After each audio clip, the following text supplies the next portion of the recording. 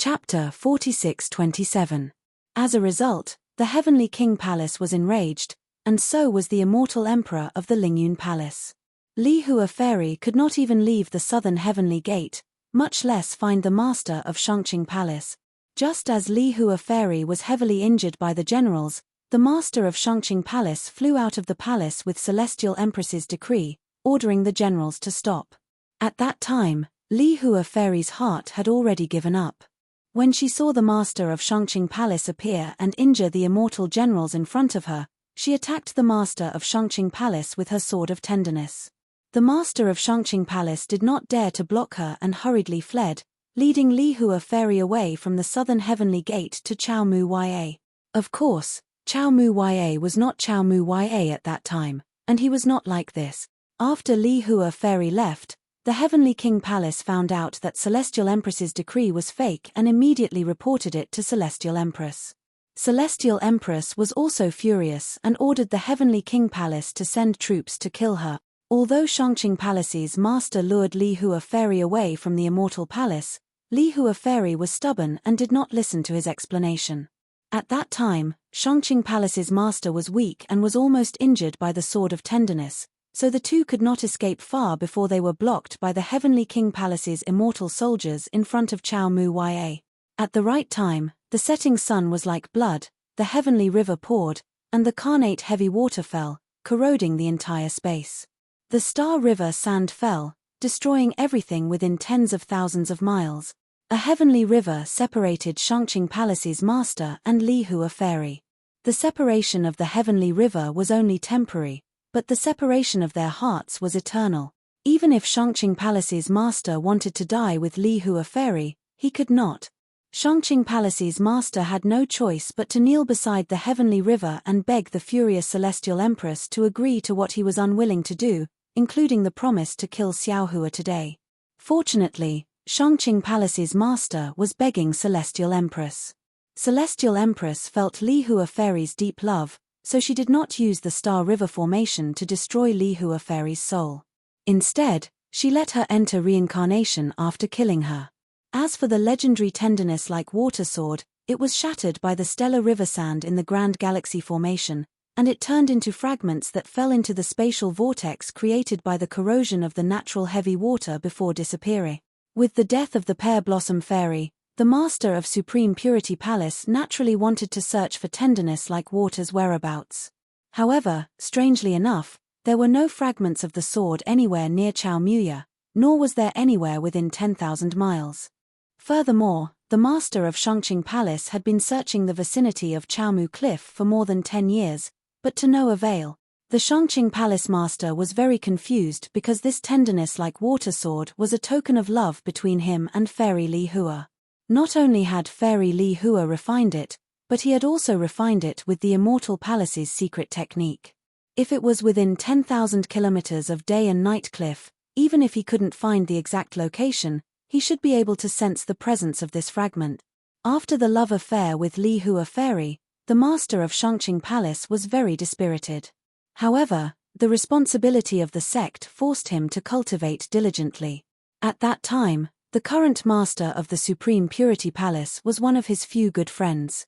The two of them often comprehended cultivation techniques together and gained experience together. As a result, their cultivation became increasingly profound. Later on, by chance, the two of them obtained the Thunder Temple's secret reincarnation technique. At that time, the two of them were cultivating the Immortal Palace's doppelganger technique. Their aptitudes were naturally rare in the world. When they were reflecting on each other's insights, the two of them suddenly had a strange idea and attempted to add the secret reincarnation technique into their doppelganger technique. This attempt was naturally blind, and they didn't place any hopes on it. However, after a few attempts, they actually succeeded. Moreover, very coincidentally, both of their doppelgangers were reincarnated on the Dawn Rain continent. One of them became Enlightened Bright Sword of the White Sect, and the other naturally became Li Xiubai of the Flame Bamboo Sword sect. When Li Xiubai's cultivation was still shallow, nothing abnormal happened. However, when his cultivation entered the sword transformation realm, the primordial spirit of the master of Shangqing Palace awakened, and Li Xiubai knew of his origins. Moreover, what made Li Shoubai ecstatic was that he actually sensed the presence of tenderness like water's fragments on the Dawn Rain continent. However, he still couldn't accurately find the location of these fragments. He could only sense 9 weak presences of different sizes. Thinking of his sword cultivation's sword pellet, Li Shoubai determined that after this tenderness like water sword was shattered, it turned into 9 sword pellets. Therefore, according to his understanding of these perceptions, he nurtured 9 similar sword pellets. He prepared to use these 9 sword pellets as an opportunity to find the real tenderness like water sword after he became famous on the Dawn Rain continent. The primordial spirit of the master of Shangqing Palace awakened, and the doppelganger of the master of Taiqing Palace who turned into enlightened Brightsword naturally also awakened. Since the doppelganger reincarnated as a Dao cultivator, enlightened Brightsword simply cultivated Dao techniques. It was different from what Xiao Hua knew, and also different from the wills left behind by enlightened Brightsword and Li Shoubai. Enlightened Brightsword looked for Li Shoubai, not to challenge him, but only to find him. Before reincarnating, the 2 original bodies had done something to the doppelganger to find him. However, the development of the matter exceeded their expectations. The difference between Dao and sword in the Dawn Rain continent seemed to be even more severe than the difference between Daoist and Confucian in the hidden immortal continent. A sword cultivator and a Dao cultivator were unlikely to become good friends, and also unlikely to help each other in cultivation, and it was even more impossible for Li Shoubai to find the whereabouts of the tenderness like water sword's fragments in the Dao cultivator 3 kingdoms. Li Shoubai also entrusted this matter to enlightened Brightsword, but enlightened sword didn't have Li Shoubai's perception, so he naturally didn't obtain anything. In the end, Li Shoubai could only use the banner of challenging enlightened sword to come to the Dao cultivator 3 kingdoms, preparing to find the tenderness like water sword. However, fate made fools of people.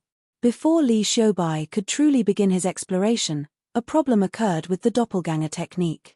Li Shoubai and enlightened sword faced a life and death trial. Thus, Li Shoubai and enlightened sword joined hands to deceive the sword cultivators and Dao cultivators of the Dawn Rain continent. They hid in the ink cloud black forest and used the sword intent of the tenderness like water sword's fragments as a token to set up a secret trap. The 2 of them died in the cave that Xiao Hua had entered. Li Shoubai and enlightened sword naturally couldn't write down the real truth.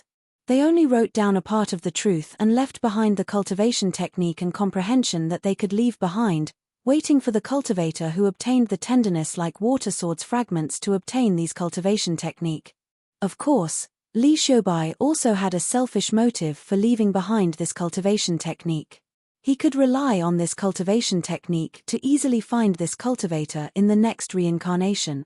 After Li Shoubai and enlightened sword died, their primordial spirit doppelganger once again entered the cycle of reincarnation. Although the 2 primordial spirits successfully returned to the bodies of the masters of the Supreme Purity Palace and Tai Purity Palace, they weren't as complete as the reincarnations of the Buddhist sect. The information they received wasn't particularly clear. Later on, the masters of the 2 Purity Palace used their secret technique many times, but it was never as perfect as this. Even the realm they arrived at wasn't the Dawn Rain continent anymore. After explaining the cause of the matter in detail or in brief, the master of the Supreme Purity Palace stared at Wen Chu and asked, "Let's not talk about the specifics first. Wen Chu Palace Master, tell this king first, where is the fragment of the tenderness like water sword? Is it the country of Jiang or the country of Shi?" Seeing the urgency of the master of the Supreme Purity Palace, Xiao Hua finally woke up as if he had been enlightened.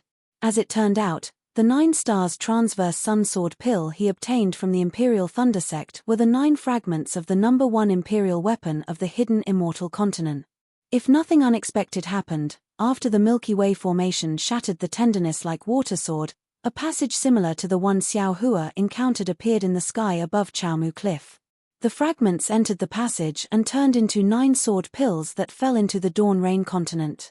Then, they were obtained by the disciples of the Imperial Thunder sect and sent to the treasury.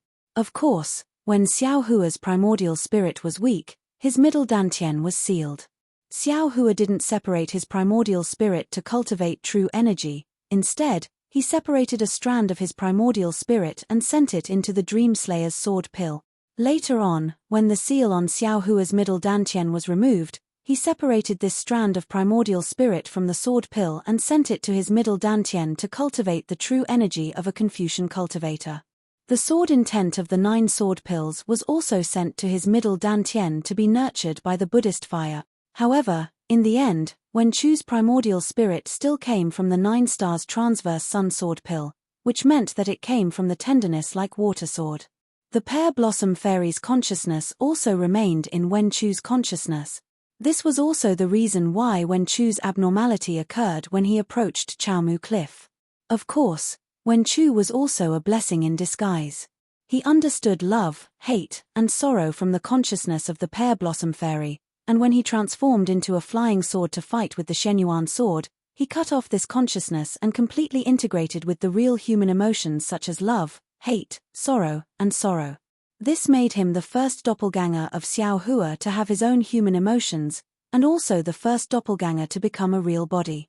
Hearing the Shangqing Palace Master's words, Wen Chu smiled, knowing that this was the Shangqing Palace Master's test. He replied, "Shangqing Palace Master, I'm afraid you remembered wrongly. Xiaoyu continent doesn't have a Jiang country, only the Huan country of sword cultivators, the Lian country of Dao cultivators, the Meng country, the Shi country, and the millions of Meng Mountain. Ayo, isn't that so?" The Shangqing Palace Master glanced at the Taiqing Palace Master, and both of their eyes revealed a smile. The Shangqing Palace Master smiled and said, "Our primordial spirits have gone through reincarnation, and our consciousness has become blurry. We can't remember these things clearly. I won't hide it from Shangqing Palace Master." Wen Chu pointed at Xiao Hua and said, "The one who truly obtained the tenderness like water sword fragment wasn't me, but perfected Xiao. He's a disciple of the Imperial Thunder Sect in the Shi country, and he obtained it from the Imperial Thunder Sect's treasury." Following that, Xiao Hua continued and recounted how he obtained the 9 stars soaring sun sword pill without hiding anything. After Xiao Hua finished speaking, Wen Chu continued, "After perfected Xiao obtained the sword pill, he didn't know how to nurture a sword because he wasn't a sword cultivator. The 9 sword pills formed from the tenderness like water sword had always been with him. Later on, during the Sword Dao War, he followed the Imperial Thunder Sect disciples to Sky Patrol City and fought with the sword cultivators of my Huan country in the Sword Tomb. That war was a stalemate, and perfected Xiao was ordered to infiltrate the Huan country.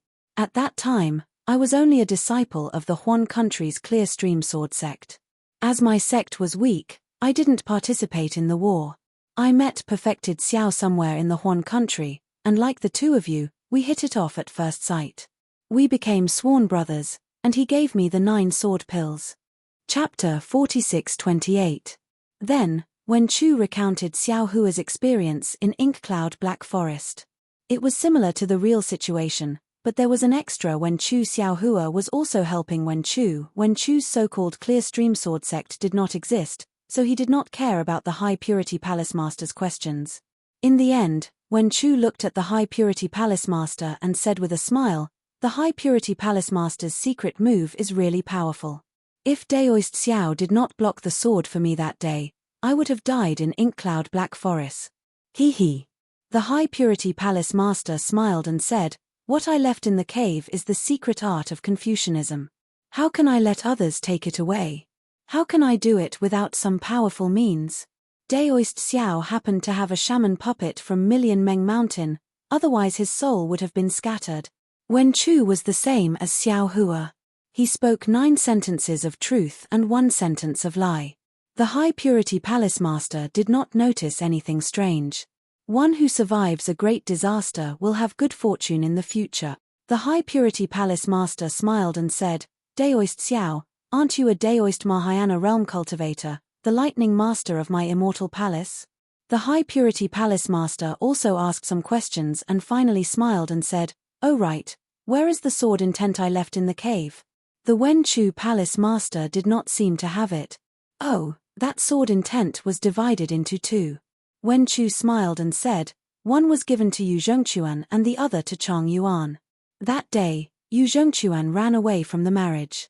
Because of this sword intent, the 2 of them became a couple." Haha, So that's how it is.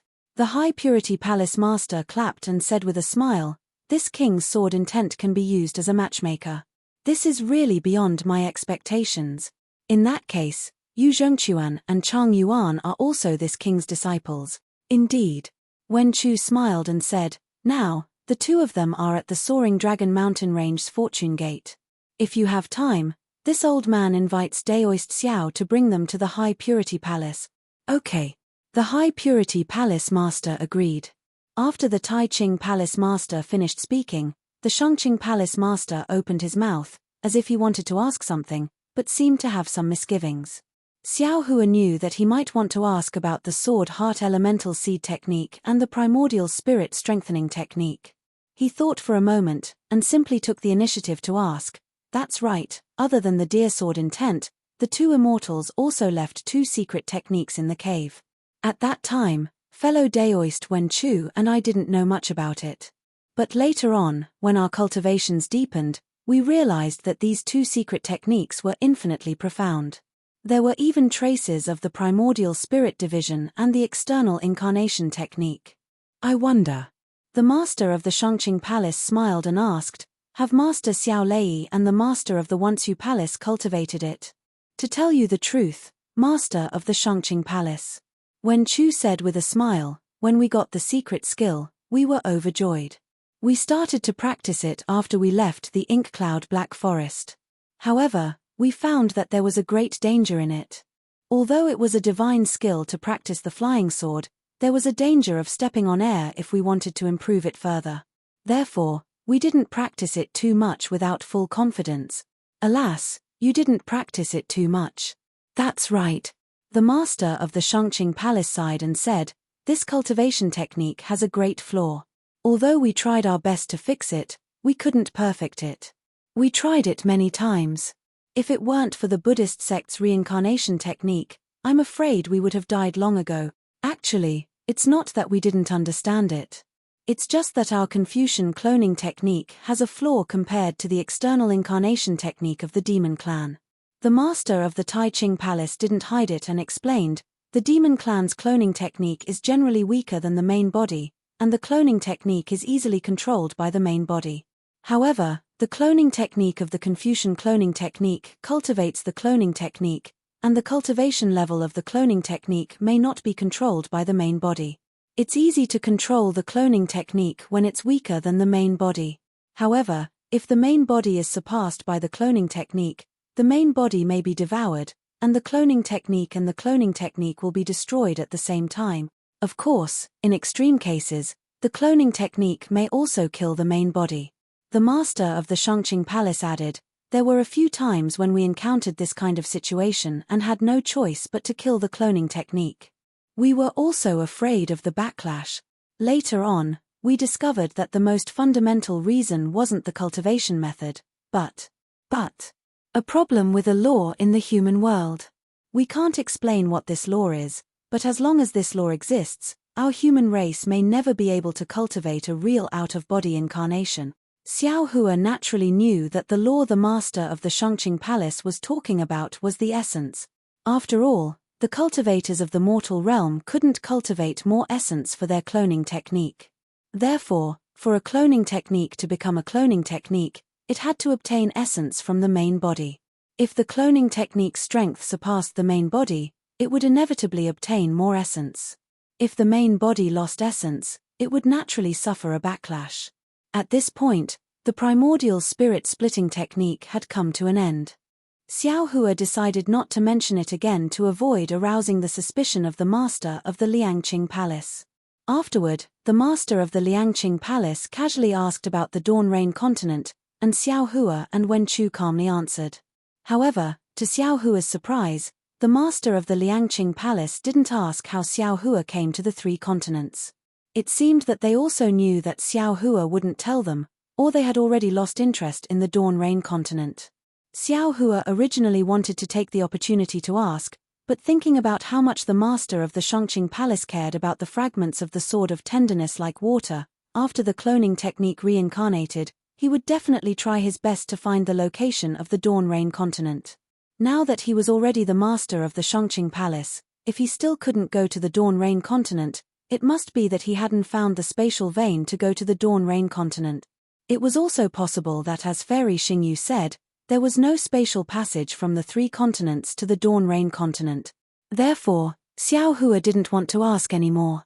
Seeing the change of dawn and dusk on the morning and evening cliff and the rolling clouds under the abyss, Xiao Hua smiled and said, "Master of the Shangqing Palace, Master of the Taiqing Palace, since we have already revealed the secret, there's no need to hide too much from each other. In the future, we will all be in the hidden immortal continent, and there will be plenty of time to talk about it in detail. I'm already a little anxious at this time."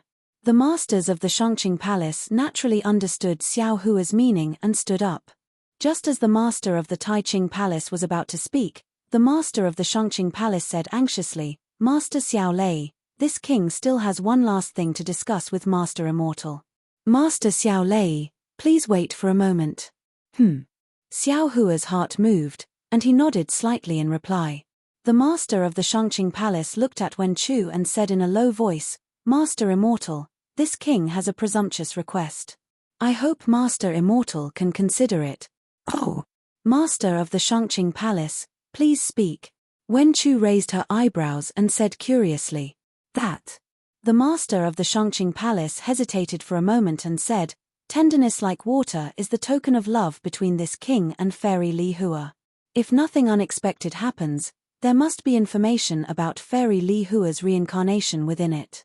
This king's only regret in this life is that I can't obtain Fairy Li Hua's forgiveness, and my only hope is to obtain tenderness like water." Now, although the 9 stars soaring sun sword pellet has already been refined by Master Immortal, if Master Immortal erases the projection of your soul, this king still has the confidence to refine these sword pellets into the true tenderness like water. The master of the Taiqing Palace also said in a low voice at the side, "This king is also clear about the master of the Shangqing Palace's thoughts. If possible, could Master Immortal return this tenderness like water to the master of the Shangqing Palace? Even if he has to pay some price, it's also possible." Wen Chu was a bit embarrassed and looked at Xiao Hua. Xiao Hua waved his hand and said, "Fellow Immortal, although this 9 stars soaring sun sword pellet was obtained by this Xiao has already given it to Fellow Immortal. Fellow Immortal, you can make your own decision." Speaking of the 9 stars soaring sun sword pellet, Wen Chu really didn't want to return it to the master of the Shangqing Palace. After all, this sword pellet could be said to be Wen Chu's earliest shell. How could he bear to give it away? But thinking about Fairy Li Hua's miserable appearance just now, and thinking about how the master of the Shangqing Palace had taken risks time and time again, wasn't it all to find the tenderness like water sword? If he took this sword pellet, although it would be a souvenir, Fairy Li Hua would never be able to see the master of the Shangqing Palace ever again. Therefore, Wen Chu pondered for a moment, raised his head and looked at the master of the Shangqing Palace, and asked, "This old man can give you the tenderness like water sword. However, this is not called returning it." Of course this is not called returning it." The master of the Shangqing Palace was overjoyed and hurriedly answered, "This king will exchange it with Master Immortal at all cost." "Shenyuan sword." Wen Chu lightly spat out 3 words. "Ah, you want the Shenyuan sword?" The master of the Shangqing Palace and the master of the Taiqing Palace were both stunned. "Yes." Wen Chu nodded affirmatively. The master of the Shangqing Palace smiled bitterly and said, "Master Immortal, you probably don't know what this Shenyuan sword means, right? That day, this king didn't dare to agree to Fairy Li Hua's request and didn't want to yield to the Immortal Palace because I didn't want to get this Shenyuan sword." "Oh, is there something fishy about it?" Wen Chu asked curiously. The master of the Taiqing Palace shook his head. "This matter can't be discussed by us. If you want it, I'm sure the master of the Shangqing Palace will definitely be willing to give it to you. However, Master Immortal must think clearly." Wen Chu lowered his head and pondered. He didn't look at Xiao Hua. However, after a moment, he raised his head and said, "This old man has decided. The master of the Shangqing Palace can exchange the Shenyuan sword for the tenderness like water sword." "Good." The master of the Shangqing Palace didn't hesitate. He raised his hand and took the Shenyuan sword and its scabbard from his waist, and handed it to Wen Chu. Seeing that the master of the Shangqing Palace was so straightforward, Wen Chu was instead a little surprised. However, after thinking for a moment, he took the Shenyuan sword and hung it on his waist. He had already refined it with 5-colored true energy in his middle dantian and wiped out the primordial spirit's shadow and all the other sword intents inside.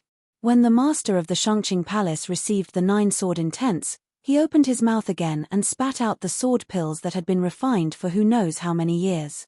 He raised his hand and pointed, and the 9-sword intents respectively fell into the 9-sword pills. Buzz! The 9-sword pills rushed out different sword lights and danced around the master of the Shangqing Palace lively. Many thanks, Master Immortal. Many thanks, Master Xiao Lei. The master of the Shangqing Palace was full of smiles. He opened his mouth again and swallowed the 9-sword pills into his stomach. He cupped his hands towards Wen Chu and Xiao Hua and said, "This king will take his leave. If you have time, you can come to the Shangqing Palace for a drink. Farewell." The master of the Taiqing Palace was also happy. He nodded towards Wen Chu and Xiao Hua and put away the defensive formation. Then, the master of the Two Purities Palace turned into multicolored light and rushed into the earth, fire, wind, and thunder, disappearing without a trace. Chapter 46-29. After the two left, Xiao Hua frowned and said, "Fellow Immortal, those 9-sword pills are very important to you. Why did you exchange for the Shenyuan sword of unknown origin for no reason? Look at how casual the master of Shangqing Palace is. The Shenyuan sword is like a burden." Wen Chu smiled and handed the Shenyuan sword to Xiao Hua. "Although the sword pills are important to me, the Shenyuan sword is even more important to you. If you don't take advantage of the fact that the immortal emperor doesn't know, how can you have the chance in the future? You." Xiao Hua was stunned and said in disbelief, "You exchanged it for I? If not for you, who else would I exchange it for?" Wen Chu stuffed the Shenyuan sword into Xiao Hua's hand and said, "You and I are one. What you think is naturally what I think." Xiao Hua took the Shenyuan sword, and his heart warmed. The previous unhappiness of losing something disappeared in an instant, and an even warmer feeling was born. This feeling is really good. Xiao Hua couldn't help but sigh. At this moment, Xiao Hua had no time to look at the Shenyuan sword. Although in his heart, he felt that since the master of Shangqing Palace had given the Shenyuan sword to Wen Chu so easily, although he didn't have any evil intentions, the Shenyuan sword itself might not be without any tricks. After Xiao Hua put the Shenyuan sword into the space, he said, "We'll talk about this later. Fellow Immortal, come with I to explore the abyss now." Hee hee. Wen Chu laughed and raised his hand to take out the mountain river seal. He blinked his eyes at Xiao Hua and replied, "Master Xiao Lei is used to working hard, but you forgot that this old man also has a nation weapon here. Some of my disciples are also cultivating in it. The abyss is so big, and you and I have limited energy. Why don't we ask them to help?" "Ha." Xiao Hua slapped his forehead and laughed. "I really forgot about this. My Kunlun mirror was taken away by a celestial, so I neglected my disciples." As they spoke, Wen Chu activated the mountain and river seal, and Xiao Hua sent out tens of thousands of disciples from the Shunhua continent. The two of them gave their orders, and the disciples immediately flew into the abyss. Seeing the dense clouds covering the disciples, Xiao Hua felt warmth in his heart. He looked at Wen Chu and said, "It feels good to have a home." "Yes, I think so too." Wen Chu's face was also filled with emotion, and he was about to rush into the abyss as well. At this moment, Xiao Hua's heart was moved again, and he said, "Fellow Immortal, please go ahead. I've just gained some insights, and I need to comprehend them for a moment." Wen Chu naturally knew what Xiao Hua was thinking and said with a smile, "Since that's the case, I'll stand guard for you by the side. With so many disciples working hard, I can also rest for half a day." "All right," Xiao Hua said as he sat down cross-legged, releasing his consciousness to collect the souls from the previous battle. The battle did not last long, and the casualties among the Fortune Gate's disciples were very light. Xiao Hua was not in a hurry to collect the souls. Later, when the Two Purities Palace's master appeared, Xiao Hua did not dare to use his divine ability. Only now did he have the time to collect the souls. In less than half a day, Xiao Hua had collected all the remnant souls from the array formation. Just as he was about to follow Wen Chu down to the abyss to search, 100 Fortune Gate disciples carefully flew out from the abyss with a heaven punishment prison crystal in their hand. Ah! So fast! Not to mention Wen Chu, even Xiao Hua was dumbfounded. Wen Chu said that she wanted the Fortune Gate disciples to search for the heaven punishment prison crystal in the abyss, but in reality, she wanted them to search for any abnormalities in the abyss. After all, the heaven punishment prison crystal was personally suppressed by immortal Emperor Go Chen. How could these Fortune Gate disciples find it so easily? Even Xiao Hua and Wen Chu were prepared to use their great divine abilities. Could it be? Xiao Hua had an ominous premonition in his heart. Wen Chu hurriedly comforted, "Fellow immortal, don't worry. Although immortal Emperor Go Chen is an immortal emperor who rules the immortal palace and intimidates the 100 schools of thought, he is still a father. Xin Xin is also his biological daughter. Even a vicious tiger will not eat its own cubs. He might have left a little bit of his family here." Xiao Hua sneered, looking at the disciples flying over happily, and replied indifferently, "If that's the case, the East Sea Empress wouldn't have said that he has changed. He even hates his own wife, what else can't he give up?" The relationship between husband and wife seems to be a little different from familial love, right? Wen Chu was a little emotional at the beginning, so she didn't dare to be arbitrary and said in a low voice. Xiao Hua instantly thought of his home in the Guozhuang house and nodded, "I hope immortal Emperor Go Chen's last bit of familial love hasn't been extinguished." The disciples respectfully handed the heaven punishment prison crystal to Xiao Hua. Xiao Hua wasn't in a hurry to break the inscription chains on the crystal. Instead, he ordered, "Go and search again, see if there are any abnormalities." When Wen Chu heard this, she opened her mouth and wanted to say something, but she hesitated. After all the disciples left, Wen Chu said in a low voice, "Generally, 2 heaven punishment prison crystals won't be placed together because the inscription chains between them will affect each other." "I know." Xiao Hua nodded, looked at the heaven punishment prison crystal in his hand, and handed it to Wen Chu. Wen Chu threw the heaven punishment prison crystal into the air, and with a slap on the top of her head, a 5-colored giant hand grabbed down from the air. Boom! Even the heaven's punishment prison crystal that was personally sealed by immortal Emperor Go Chen disintegrated in an instant under Wen Chu's Jinqi. Seeing the chains collapsing and the inscriptions shattering, the sky was filled with layers of lightning and shadows. An immortal palace inspector swayed and flew out. His majestic voice was like thunder as he said, "How dare you? Who dares to touch my immortal palace's heaven's punishment prison crystal?" "It's Xiao Hua." Xiao Hua didn't use any divine ability, and only lightly replied.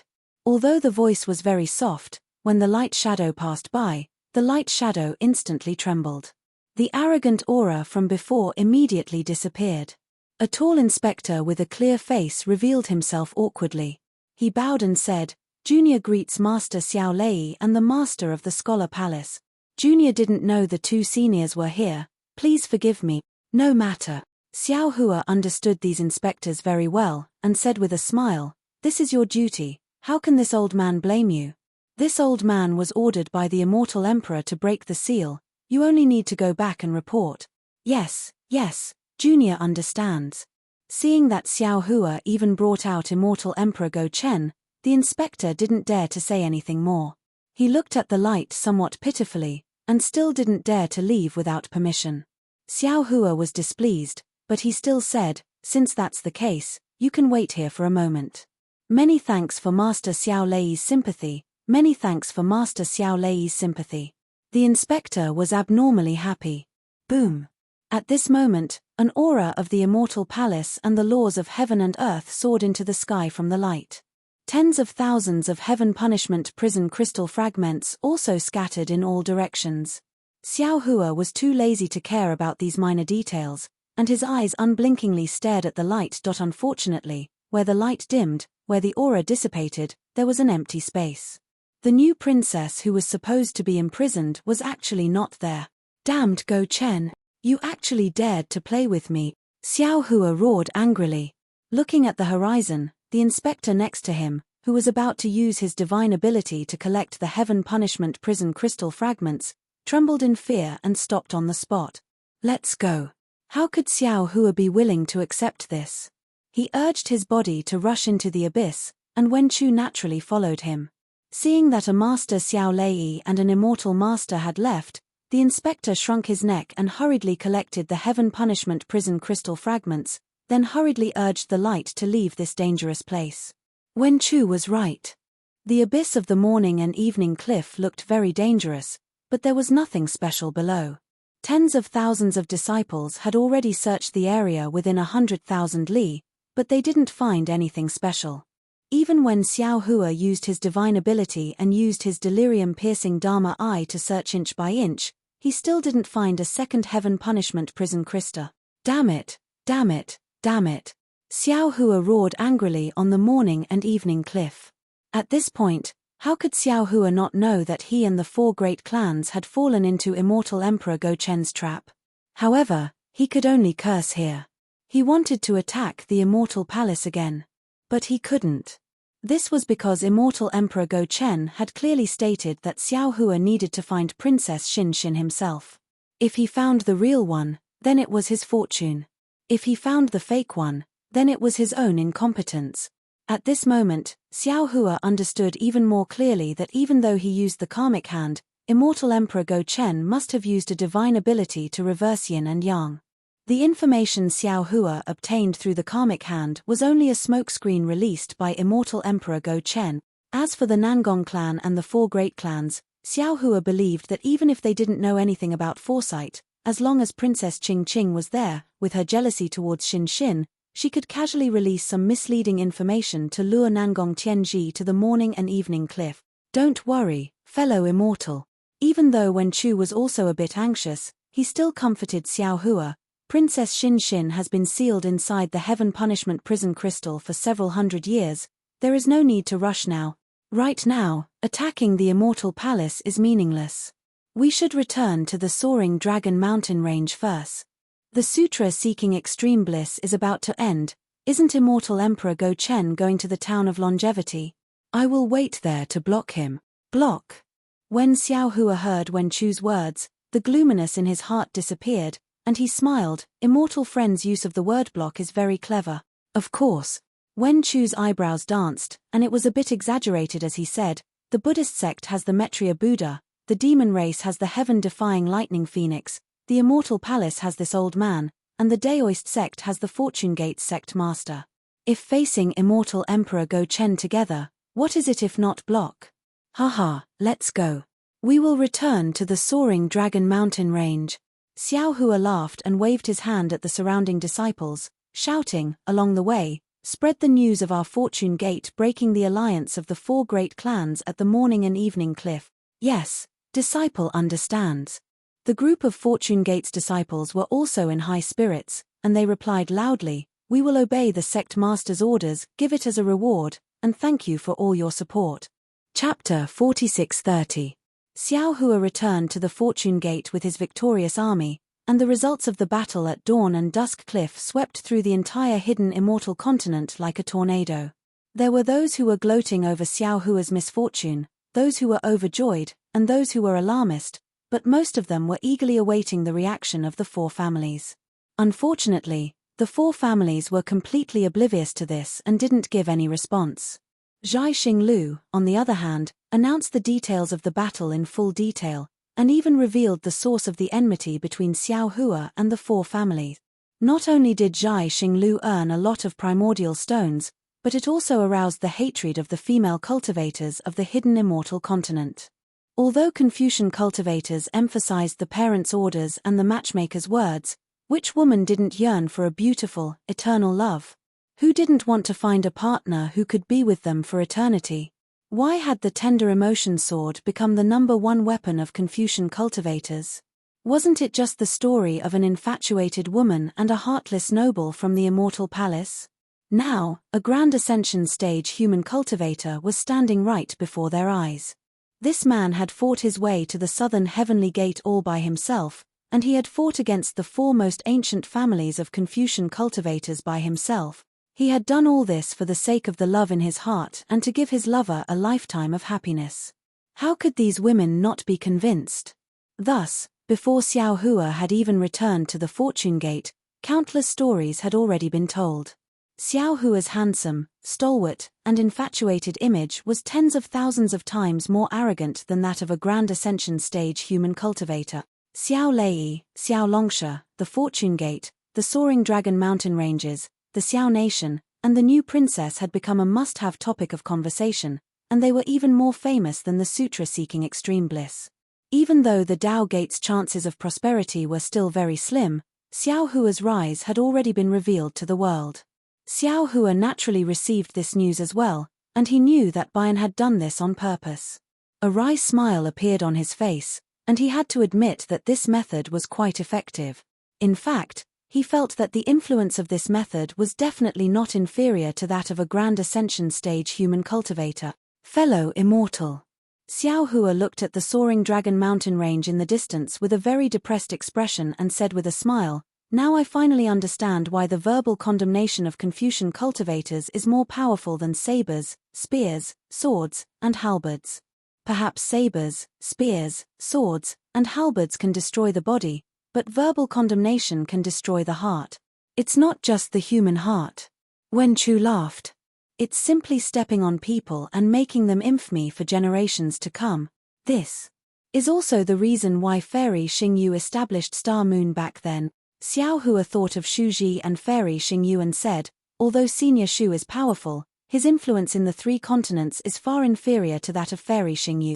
The ancients once said, even the fragrance of wine fears the depth of the alley." That's the truth. Wen Chu chimed in, "For the sake of the new princess, fellow immortal is willing to risk his life to fight with the 4 aristocratic families. If we don't spread the news, who would know?" The 4 aristocratic families and the Immortal Palace didn't feel any pressure at all. Now that the 4 aristocratic families and the Immortal Palace have become the target of public criticism, I'm sure Immortal Emperor Gaochen will find a way to get out of this situation. Bian is also from the Immortal Palace. Using the Immortal Palace's method to deal with the Immortal Palace is just that old man Gaochen asking for trouble. Xiao Hua sneered. Speaking of this, Xiao Hua's heart trembled as he thought of something and said, "Let's speed up. This Xiao has some doubts in his heart and needs to discuss them with fellow Taoist." Just as Xiao Hua approached the soaring dragon mountain range, the celestial being and the others came to greet him. In fact, they were not much earlier than Xiao Hua, but Xiao Hua was able to slow down, while the celestial being had returned a few days earlier. Xiao Hua received the Kunlun mirror that was returned to him by a heavenly being. Before he could say anything, the group of disciples who had stayed behind bowed respectfully. Looking at their high spirits, they naturally knew about the Fortune Gate's victory. Xiao Hua put away the Kunlun mirror, helped the disciples up, and gave them a few words of encouragement before entering the Fortune Gate Palace. Xiao Hua sat down on the jade chair. First, he let out Yu Zhengquan and the other disciples, then he asked Daoist Witch and the other clones to come out. When Daoist Witch came out, there was nothing unusual. When Archfiend Shi came out, the entire soaring dragon mountain range was suddenly covered with golden and black stripes. The moment these stripes appeared, more dragon stripes appeared, and when the dragon stripes changed, more green stripes appeared. Layer after layer of the laws of heaven and earth came surging over like waves. Although the laws of heaven and earth were surging, the disciples couldn't sense them. Most of them were looking at the ripples in the sky, feeling puzzled. This is. Xiao Hua was greatly shocked. He hastily summoned the mirror of Kunlun and was about to rise to his feet from the jade chair. Right at this moment, all the Tao of heaven and earth poured down, falling right onto Reverend Yun, Shi Fiend, Daoist Wu, and even Wen Chu, causing ripples to appear on her body. Ha ha! Xiao Hua felt as if he had lost something, but also gained something more. He suddenly understood. He cupped his fists and said, "Congratulations, fellow Daoist." Reverend Yun, Archfiend Shi, and Daoist Witch stood quietly in midair, not saying a word. The disciples were also silent as they waited quietly. After the time it took to finish a pot of tea, Archfiend Shi said, "Kaka, I understand now. This is." Xiao Hua didn't wait for him to finish. He waved his hand and silenced the surroundings. Reverend Yun opened his eyes and raised his dragon head. With a thunderous voice, he said, "So, this is a dragon. I understand now. The dragon cleansing pool is just the body of a dragon. The so-called dragon nature is far from what I thought." "That's right." At this moment, the green gleam in Daoist Witch's eyes slowly faded away as he said, "My Tao is not your Tao, my heart is not your heart, and my nature is not your nature." Xiao Hua was happy as well. He turned and looked at the disciples, then waved his hand and said, "You may leave now." "Yes." Disciple congratulates the sect masters. Although the disciples didn't know what was going on, they knew it was a happy occasion. Therefore, they bowed and congratulated before leaving. After all the disciples left, Xiao Hua looked at Lightning Reverend and Celestial Being. Both of them were confused, not knowing what was going on. "Fellow Taoists, don't you feel anything?" Xiao Hua was puzzled, so he reminded them. "No." Lightning Reverend and Celestial Being shook their heads. "Never mind." Xiao Hua smiled and said, "Everyone has different opportunities. I'm afraid your opportunity has yet to arrive." The strange phenomenon this time was different from Wen Chu's. Wen Chu had only formed his human nature for a short while, and it happened when the High Purity Palace's master was breaking through the knot in his heart. Therefore, no one noticed it.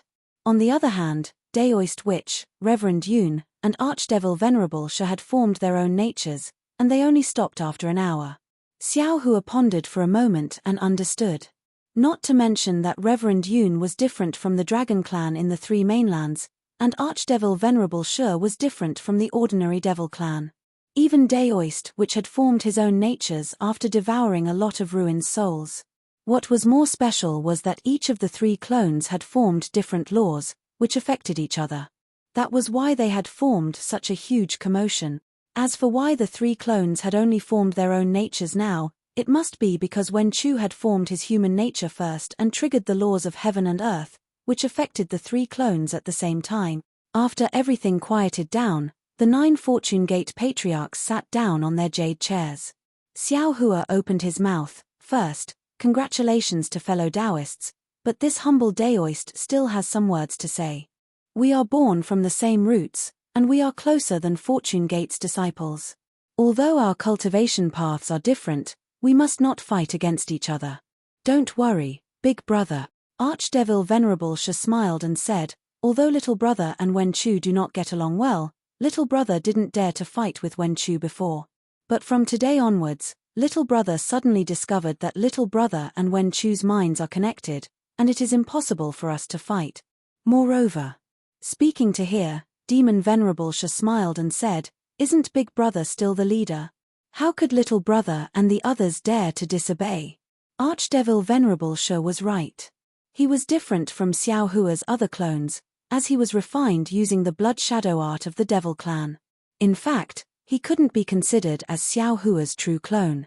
But because of his trip to the upper realm, he had coincidentally obtained the energy essence and devoured the Devil Formation's Devil Spirit, which allowed him to become one of Xiao Hua's clones.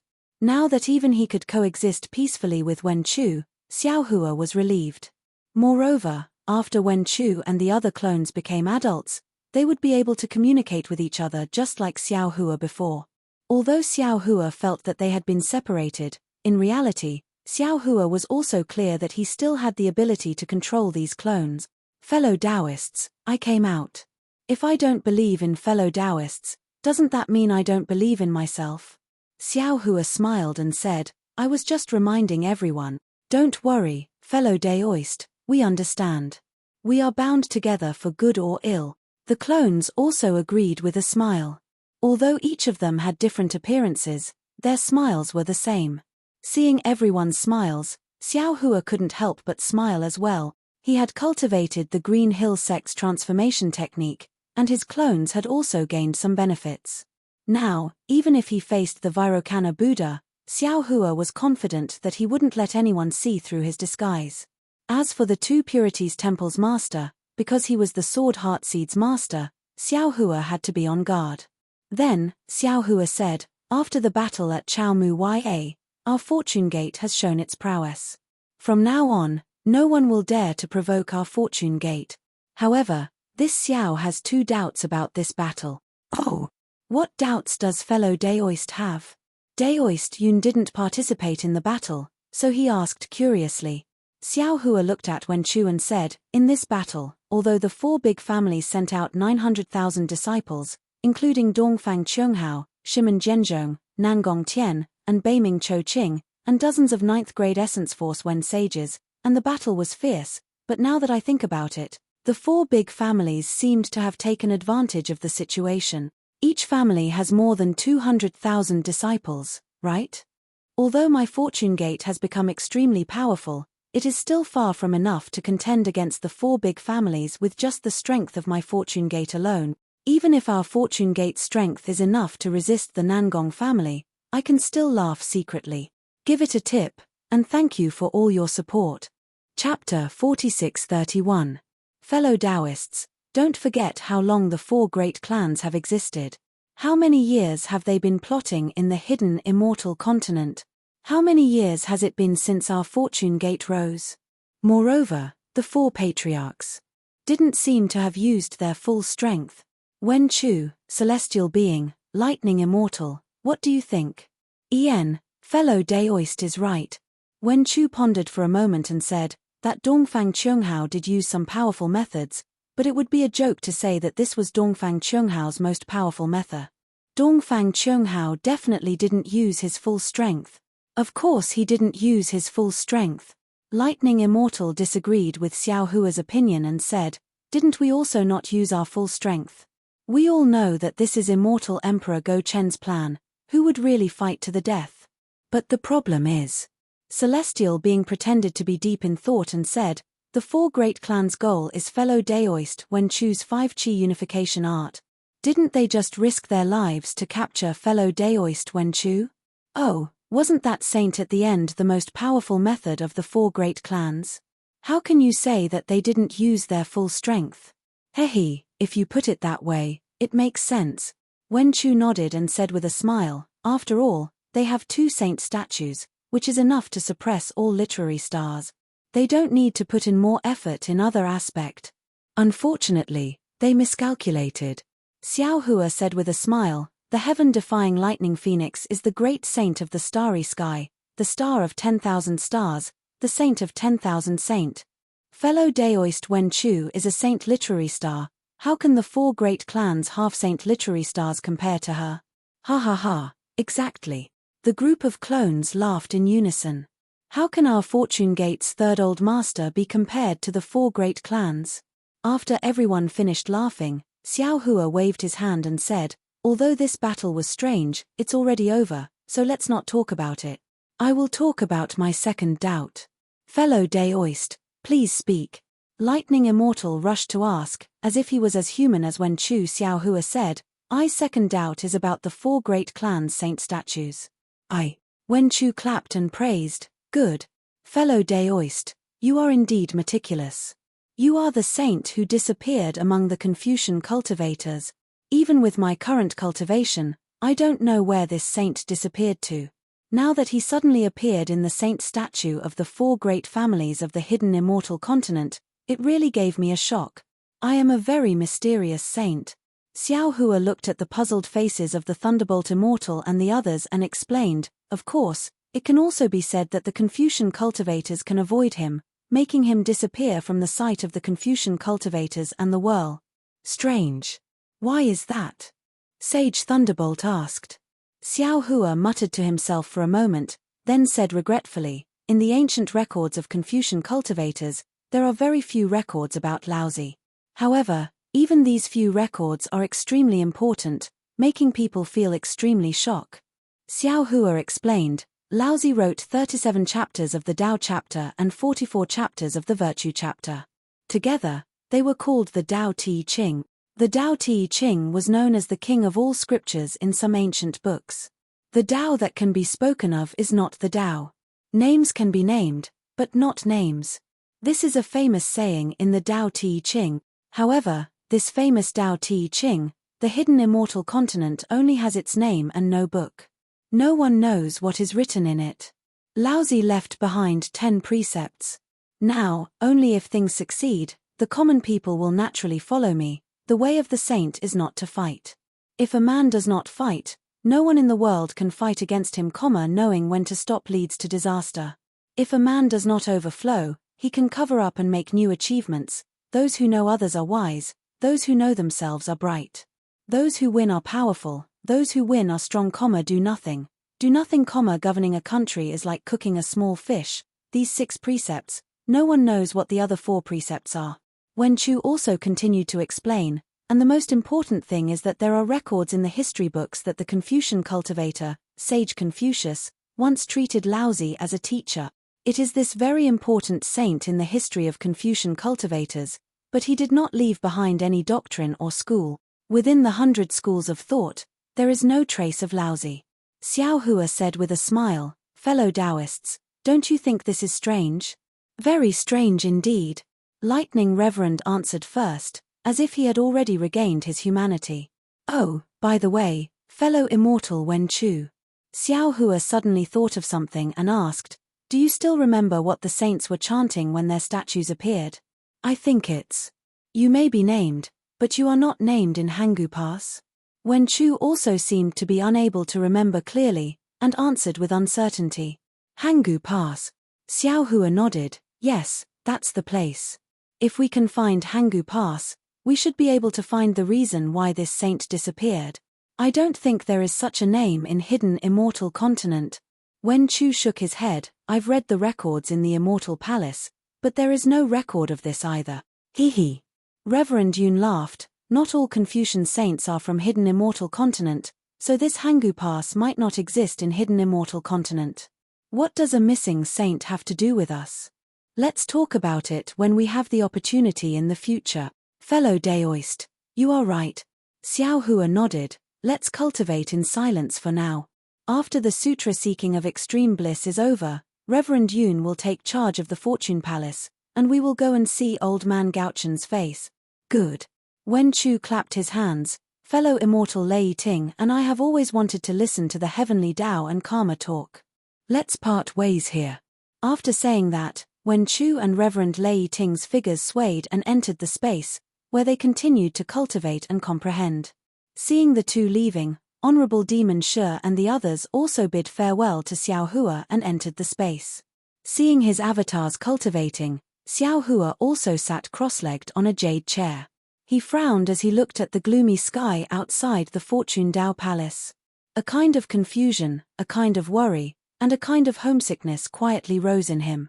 A mountain range was like an old bull that had been working all day, lying on the ground and resting. It looked very heavy and majestic.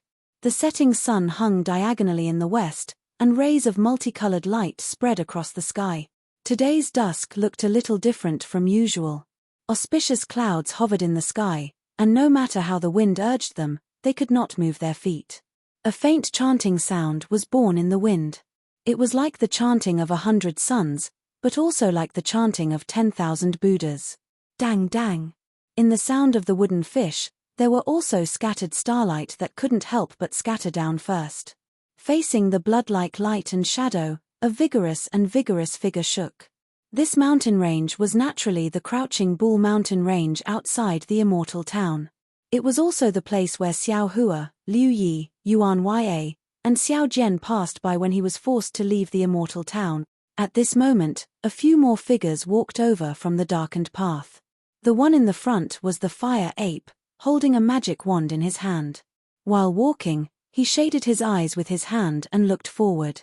Behind him was a monk who seemed to be walking unsteadily. The monk looked tired, but his eyes were very bright, like stars in the night sky. Behind the monk was a weak white horse. On the horse's back was an incomparably huge pig. The pig was snoring with its head facing the sky. A fist-sized air bubble was expanding and shrinking in its nostrils as it snored. Behind the white horse was a Confucian cultivator wearing a battle robe. On his shoulder was a crescent moon shovel, and on the two ends of the crescent moon shovel were two huge bags. Wasn't this group of people Chun Zong and his disciple from the sutra seeking extreme bliss? Master. After turning around the mountain path, a small town appeared in front of them, and a long river flowed from one side of the town. Zhen Kong, who was in the front, put down his hand, turned around and walked a few steps, supporting the staggering Chunzong, and said with a smile, "The immortal town is in front. Master, you only need to walk for another hour, and this sutra seeking extreme bliss will come to an end." Although Zhen Kong was smiling, his smile was a little stiff, and he even seemed a little nervous. However, the excitement in his voice came from the bottom of his heart. Of course, there was no surprise in this excitement. After all, he already knew through his divine sense that they would definitely reach the immortal town today. With Zhen Kong's support, Chuanzang stopped and let out a long sigh. He raised his hand again and wiped the sweat from his forehead. He turned to look at Zhen Kong and said, "Disciple, it's been hard on you along the way." "It's not hard at all." Zhen Kong waved his hands and said respectfully, "Disciple was naughty and mischievous before. If I didn't follow Master on this journey, how could I have comprehended Buddhism? Disciple's hard work was cultivation, and Disciple is very happy. Disciple was afraid that I didn't serve Master well enough. Amitabha, Buddha is merciful." Chunzong chanted Buddha's name and said, "The sea of bitterness is boundless, turn back, and the shore is at hand." Disciple, you were able to wake up and turn back in time. This is Buddha's great strength, and it has nothing to do with Master. Yes, Amitabha, Buddha is merciful. Zhen Kong imitated Chunzong. He chanted Buddha's name, and he seemed to be doing it. This fire ape really has a change in personality. On the white horse, Jinjie turned around and sat up. Dragon horse Zhenfeng didn't wait for Jinjie to raise his hand and immediately turned smaller so that Jinjie could sit more comfortably. However, Jinjie said coldly, "If I didn't see that you were exactly the same as the previous Zhen Kong and didn't see anything wrong, I would have thought that you were a fake Zhen Kong." "Amitabha, Jinjie," Chunzong reprimanded, "people change, let alone Zhen Kong who was under my Buddha's light. He followed Master for 300 years, so how could he not have Buddha nature? How could he not focus on Buddha?" "Focus on Buddha?" Zhenjie punched Dragon Horse Zhenfeng's buttocks and said with a smile, "What about this scoundrel? He didn't come much later than Zhen Kong, eldest senior brother. I am the Eastern Sea Dragon Palace's 10th prince." Dragon Horse Zhenfeng said with a bitter face, "There are still dozens of dragon maidens waiting for me to return and pamper them. If I were to become a monk, what would happen to them?" Chapter 46:32. Shut up. Zhenjie roared, "Whether you enter Buddhism or not has nothing to do with me. If you interrupt me when I'm talking, do you believe that I'll castrate you? Even if you don't enter Buddhism, your group of dragon maidens won't care about you anymore." In an instant, Dragon Horse Zhenfeng gritted his teeth, not daring to make a single sound. "Amitabha," Chunzong chanted and bitterly smiled, "Zhenjie, you clearly have Buddha in your heart. Why do you always pretend that you don't have Buddha in your mouth?" "That's right, Master. It's fine as long as I have Buddha in my heart. Why do you care where I don't have Buddha?" As Zhenjie spoke, he looked up at the sky and sneered, "There are so many people here today. Let's go, Master." Zhen Kong respectfully said, "Let's quicken our pace. The sun will set soon. Today is almost 300 years since Master left Longevity Town. Stepping into Longevity Town at sunset is the perfect time for my Buddha." "All right." Hearing this, Chunzong was motivated again. He struggled to get up and walked towards Longevity Town. As the sun set, Chunzong and his disciple got closer to Longevity Town. When the afterglow of the setting sun disappeared, the entire land was shrouded in a thin layer of white. Chunzong had one foot in Longevity Town. Boom! At the west side of Longevity Town, a huge Buddha lotus appeared out of thin air. The Buddha radiance shot out from the Buddha lotus, illuminating Longevity Town and crouching Bull Mountain like the sun. "Amitabha, Amitabha." Chants of Buddha resounded from the Buddha lotus. Dang, dang, dang. The sound of a wooden fish hitting the ground could be heard. Amidst the sounds, the Buddha lotus slowly bloomed, and 9 colors shot into the sky. Within the 9 colors, heavenly dragons danced, heavenly maidens bounced back, and heavenly flowers fell from the sky. Scenes of Buddhas in small kiliakasms were born and extinguished in the light. Namo Amitabha. With a loud Buddhist chant, the Namo Dipankara archaic Buddha world exalted revealed his Buddha form from the void. In front of him, the Namo Wisdom Manjushri Bodhisattva placed his palms together with a smile on his face. Behind the Buddha and Bodhisattva, there seemed to be countless arhats, jnans, and other Dharma protectors accompanying them. Boom! Just as the Western Buddha Lord appeared, a clear sound came from the eastern horizon. A colorful cloud covered the eastern sky, and thousands of auspicious signs hung on the four sides of the cloud. Auspicious signs surged, dragons and phoenixes appeared, and the sounds of students chanting resounded through the sky. Along with this chanting, fist-sized inscriptions appeared one after another, condensing into words, sentences, articles in midair, and finally turning into a mountain of books and a sea of words. With the appearance of the mountain of books and sea of literature, a majestic pillar of energy descended from the void. Amidst the vibrations, Immortal Emperor Go-Chen appeared on top of the five-colored clouds with his emperor's robe and the emperor's sword hanging by his waist. As soon as Immortal Emperor Go-Chen appeared, a dragon-shaped providence rushed out from the Longevity Town and circled around Immortal Emperor Go-Chen a few times. Then, it turned into a seat and landed below him. As Immortal Emperor Go-Chen sat down, Tai Bai Jinxing, who held a horsetail whisk, and Sun Jian, who held a three-point, double-edged saber, appeared beside him. Around the clouds, the generals of the Sun Palace also appeared with their weapons in their hands. Boom! With the appearance of the Eastern Immortal Emperor, another loud rumble came from the north of the Longevity Town. At this time, the northern horizon was filled with stars, and countless pillars of light descended, shaking the entire sky. Under the stars and moon, two demon race great sages that were several thousand feet tall appeared. Weren't they the heaven-defying Thunder Phoenix and the Golden Rock? As soon as the two demon race great sages appeared, the starlight within 100 miles instantly gathered. Although they didn't bring any other demon race members, nor did they have the Immortal Palace or the Thunder Monastery's ceremonial guards, the starlight was like an ocean, revolving around the two great sages' bodies in a profound manner. The majestic and boundless aura they exuded was comparable to the Immortal Palace and the Buddhist sect. Amitabha. Greetings, benefactors. The Dipankara archaic Buddha placed his palms together and bowed. This emperor greets you as well. Immortal Emperor Go-Chen stood up from his seat and bowed. The Phoenix Sage and the Rock Sage transformed into their human forms and bowed as well. Greetings, everyone. After the Confucians, Buddhists, and demons of the three continents finished their greetings, Immortal Emperor Go-Chen spoke again.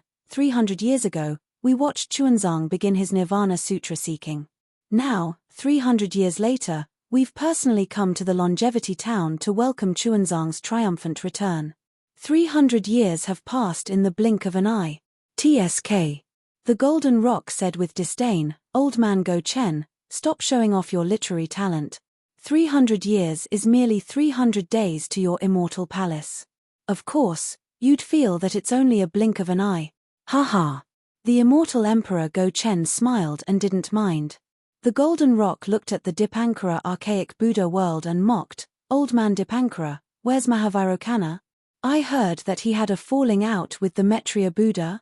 Is he too ashamed to come to the Longevity Town? Amitabha. The Dipankara archaic Buddha world exalt placed his palms together and said with an expressionless face, Rock Sage, you're wrong. The Mahavairokkana Buddha world exalt is currently comprehending the withering glory Buddhism and has no time to come. Moreover, the Mahavairokkana Buddha world exalt is the current Buddha Lord. Ever since Chuanzang stepped into the Longevity Town, the Nirvana Sutra seeking had already become a thing of the past. Since the past has passed, it's only natural for me, the past Buddha Lord, to come and welcome him. Why is there a need for the current Buddha Lord to come? What are you talking about? The Rock Sage waved his hand and said, if that's the case, the Nirvana Sutra seeking is a thing of the past. However, the Buddha light illumination is a thing of the future. You should let the Maitreya Buddha come. Why didn't you let him come? Are you unable to order him around? Forget it, forget it. Immortal Emperor Go-Chen hurriedly tried to smooth things over. He smiled and said, today's main character is Chuanzang. He has walked for 300 years, and his merit has reached perfection. Boom. Before Immortal Emperor Go-Chen could finish his words, another thunderous boom resounded from the southern horizon of the Longevity town. This thunderous boom was so loud that it shook the earth and the mountains. Then, a huge bolt of lightning flickered in the sky. Within the lightning, Xiao Hua, who was dressed in a daoist robe, walked over. Xiao Hua's figure had already revealed itself. Within a radius of several hundred kilometers, lightning surged out like a tide. The thunderbolts within the lightning were like dancing dragons and spiraling phoenixes. Layers upon layers of life and death phenomena rushed out from the flickering thunderbolts, transforming into obscure fluctuations that were extremely mysterious as they spread out in all direction. Within the ripples, the thunder reverend, Wen Chu, and the heavenly being stepped out. As soon as the three of them appeared, another sky-piercing aura surged towards them. How can my fortune gate not participate in such a grand occasion? Xiao Hua stood in midair and said proudly, "Greetings, Dragon Master Xiao."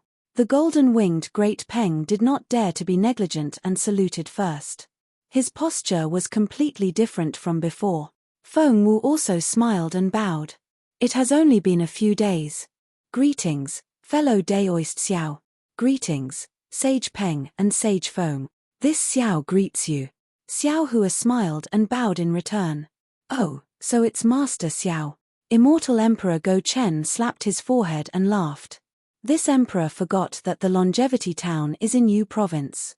Your soaring Dragon Mountain range is also in Yu province. Master Xiao should also come and observe the ceremony. Greetings, Immortal Emperor. Xiao Hua looked at Immortal Emperor Go Chen and said with a fake smile, "This Xiao has not seen Immortal Emperor for a few days. I miss you." "Ari, yes." Immortal Emperor Go Chen's skin was unusually thick. He acted as if nothing had happened and said with a smile, "It has only been half a day since we parted at the southern heavenly gate. This emperor has already missed you. Master Xiao, why don't you stay in my immortal palace as well?" "That won't do." Xiao Hua waved his hand and said, "This Xiao has no virtue and can't lead the scholars. If the immortal emperor is interested, why don't you invite the 4 great families to stay?" "Haha, this emperor thinks so too." Immortal Emperor Go Chen knew what Xiao Hua was talking about. Unfortunately, he still pretended not to know and said with a smile, "It's a pity that they feel that my immortal palace is too small to accommodate them." "Greetings, Dipankara Archaic Buddha." Xiao Hua could not be bothered with Immortal Emperor Go Chen and cupped his hands towards the Dipankara Archaic Buddha. "This old monk greets Daoist Xiao." The Dipankara Archaic Buddha returned the greeting and said, "This old monk thanks Daoist for coming to the Longevity town to observe the ceremony." Well said, well said. Seeing that the Dipankara Archaic Buddha didn't welcome him and spoke with a cold tone, Xiao Hua naturally knew that the Dipankara Archaic Buddha already knew about Zhenjie and Zhen Kong's origins and even knew that he was good friends with the Maitreya Buddha. He was just casually saying this and was about to look at Chunzong. At this moment, the golden-winged great rock seemed to have noticed something and suddenly shouted, "Old man Go Chen, isn't this scholar the owner of your immortal palace's literature palace? Why is he standing beside Daoist Xiao?" The golden-winged great rock was purposely making things difficult for Immortal Emperor Go Chen. However, Immortal Emperor Go Chen smiled and said, "The owner of the literature palace is good friends with Master Xiao. They want to find the heavenly punishment prison crystal that this emperor used to imprison Xin Xin. Therefore, this emperor allowed the owner of the literature palace to help Master Xiao." "Oh, Go Chen, you're really heartless. Back then, the 9th princess only made a small mistake. Even now, you still haven't let her out." The golden-winged great rock laughed and said, "Is the 9th princess your biological daughter? Xin Xin made a mistake and violated the immortal law. Even if she's my daughter, this emperor still has to punish her." Immortal Emperor Go Chen said seriously, "This emperor will use virtue to conquer the world and rule the world. Your Majesty." At this moment, Tai Bai Jinxing, who was sitting in front of Immortal Emperor Go Chen, suddenly appeared and bowed. "This old subject has something to say." Immortal Emperor Go Chen was stunned. He looked at Tai Bai Jinxing and nodded, "Please speak." Tai Bai Jinxing smiled and said, "The 9th princess was originally in the wrong. After being imprisoned by your Majesty for hundreds of years, the suffering she suffered was already enough to make up for her previous sins. Moreover, This huge mistake has been made up for, and the 5-Qis unification art has reached perfection. In addition, today, Chunzong brought his disciples back to the longevity town, and the sutra seeking extreme happiness has also reached perfection. My immortal palace can be considered to have 2 simultaneous blessings. Today, this old subject boldly requests your majesty to let the 9th princess out. Isn't this a good thing? Vote, gift, and thank you for all your support. Chapter 4633. HMPH. Immortal Emperor Go Chen snorted. Instead of looking at Tai Bai Jinxing, he looked at Xiao Hua and said coldly, although Xin Xin's sins have been reduced, a few hundred years isn't enough for her to repent. Let's talk about this later. Oh! Tai Bai Jinxing was stunned. He looked at Immortal Emperor Go Chen in confusion and hurriedly said respectfully, yes, I understand. I didn't think as thoroughly as your majesty. I was wrong. Old Go Chen.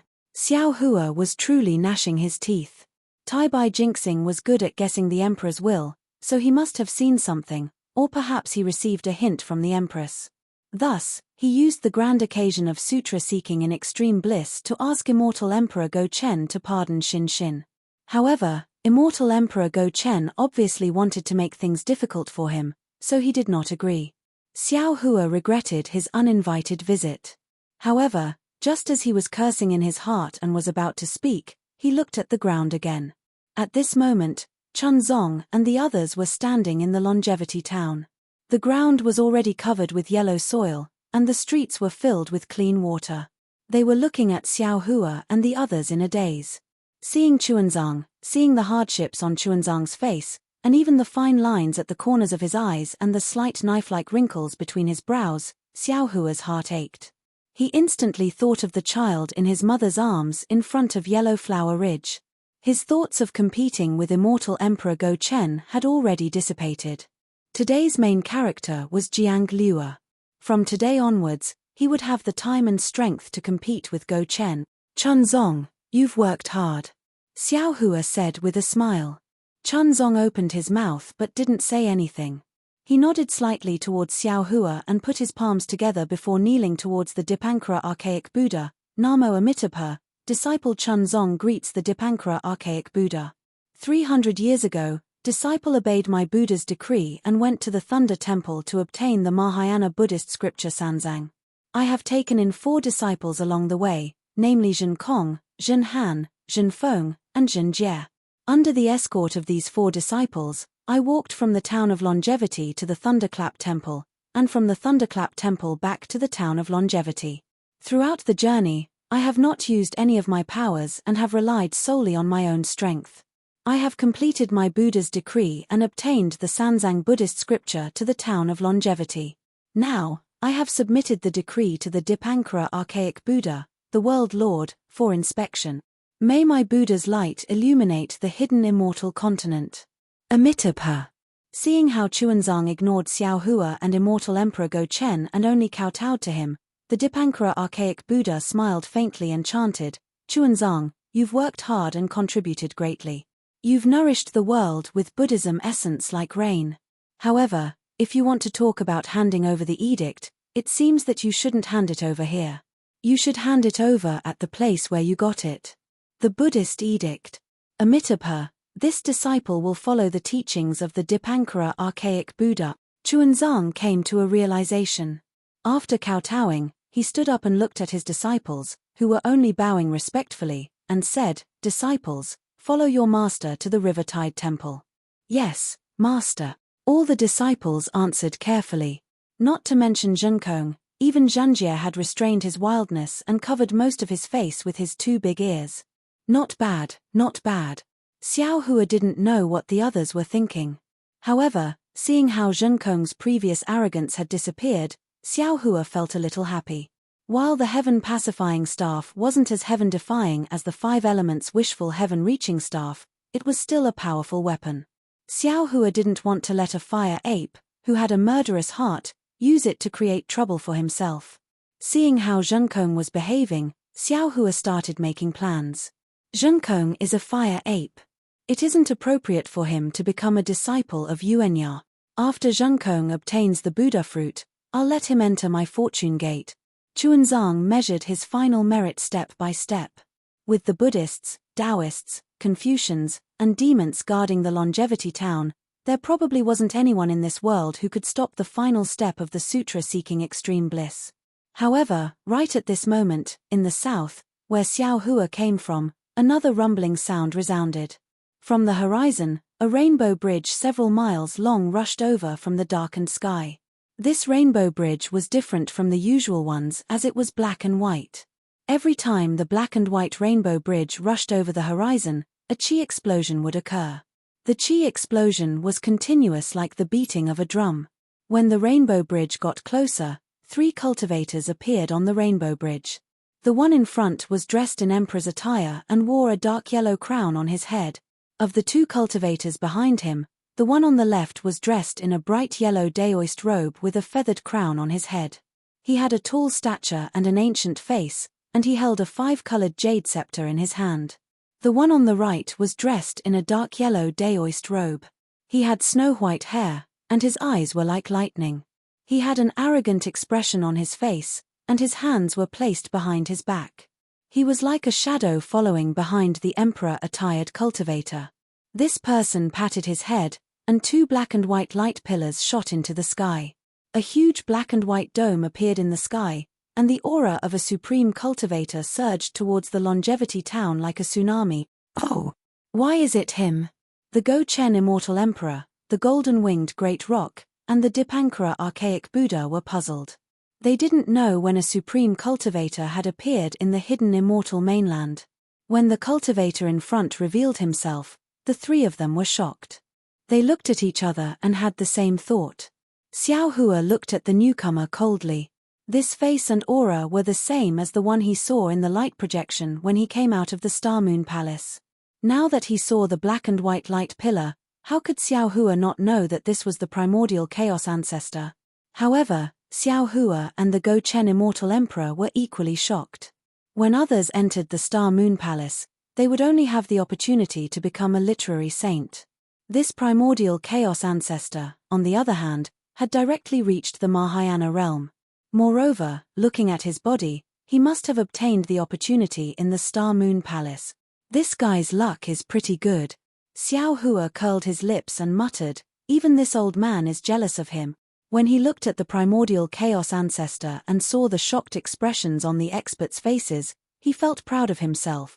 In his heart, he was the one who had benefited the most from this trip to the Star Moon Palace. Damn it! Before the primordial chaos ancestor could speak, the Go-Chen Immortal Emperor glared at the cultivator in the bright yellow Daoist robe and said, Daoist Rider Crane, you left the Penglai Immortal Realm without permission and violated the Immortal Palace's laws. How dare you appear before me? Daoist Rider Crane? Xiao Hua rolled his eyes and immediately understood that the cultivator holding the jade scepter was the Daoist Rider Crane from the Lianghui Ridge who was ranked 2nd on the Xianhuang list. His cultivation had already reached the mid-stage of the tribulation passing stage and was indeed more powerful than Xiao Hua's disciples. He was qualified to occupy the 2nd position. After hearing the Go-Chen Immortal Emperor's reprimand, Daoist Rider Crane's gaze swept across indifferently. He did not even have the interest to open his mouth and immediately closed his eyes again. Ha, Go-Chen. The primordial chaos ancestor in front laughed and said, although your Penglai Immortal Realm is called an immortal realm, it's actually a prison that imprisons the experts of our Taoism. If not for the fear of being hunted down by the Immortal Palace, who would be willing to stay in there? Who in the Sky-bearing Palace would be afraid of your Immortal Palace? Just wait and see, other than Daoist Rider Crane, there will be more Taoism cultivators who will leave the Penglai Immortal Realm and join my Sky-bearing Palace. The Go-Chen Immortal Emperor's face flashed with brilliance and said coldly, if that's the case, then I'll cut the weeds and eliminate the roots to avoid future trouble. Ha, is that so? Since you have such thoughts, then please. The primordial chaos ancestor displayed his unscrupulous nature and laughed, go ahead and attack. The more you kill, the more they will submit to me. The Go-Chen Immortal Emperor glanced at Xiao Hua and laughed, if it was in the past, your sky-bearing palace might be their only choice. But now, from what I see, the Fortune Gate is my Immortal Palace's only strong opponent. The sky-bearing palace that you just built is not even comparable to a single hair of the fortune gate. Old man Go Chen, the primordial chaos ancestor, laughed loudly. He looked at Xiao Hua and said, "Don't show off such childish tricks here. The sowing discord in your words is too strong. It's not worthy of your identity as an immortal emperor." This old man has seen Daoist Xiao before and also saw the blood steely of his Taoism in the Bronze Pillar country. This old man is very gratified. After this old man was suppressed, my Taoism has risen again. The special thing is that Daoist Xiao's cultivation far surpasses this old man's, and his fortune gate is famous in the 3 continents. It is also the flag of my Taoism. If possible, this old man is willing to cooperate with the fortune gate with my sky-bearing palace. For the glory of my Taoism, this old man is willing to make any sacrifice. This old man is willing to fight against the immortals and Buddhas to the end, even if I am suppressed again. The primordial chaos ancestor's words were very passionate, but Xiao Hua felt that it was a joke. If the primordial chaos ancestor was willing to make sacrifices, why would he need to build the sky-bearing palace? However, the current Xiao Hua was not the Xiao Hua of the past. He laughed and said, "Daoist primordial chaos ancestor, this Xiao's thoughts are different from yours. This Xiao believes that whether it is the Confucian cultivators, the Buddhist sect, the Taoism, or even the demon race, they are all ants under the heavenly Tao. They are all cultivators who cultivate for their own goals. Our enemies are the heavens, the earth, and the heavenly Tao, not each other. If you put yourself in a position of opposition to the Confucian cultivators and the Buddhist sect, wouldn't the Taoism be the mortal enemy of the Confucian cultivators and the Buddhist sect? How can my Taoism prosper?"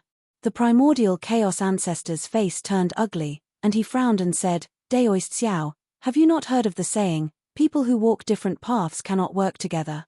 My Taoism's cultivation is different from that of the Confucian cultivators and the Buddhist sect.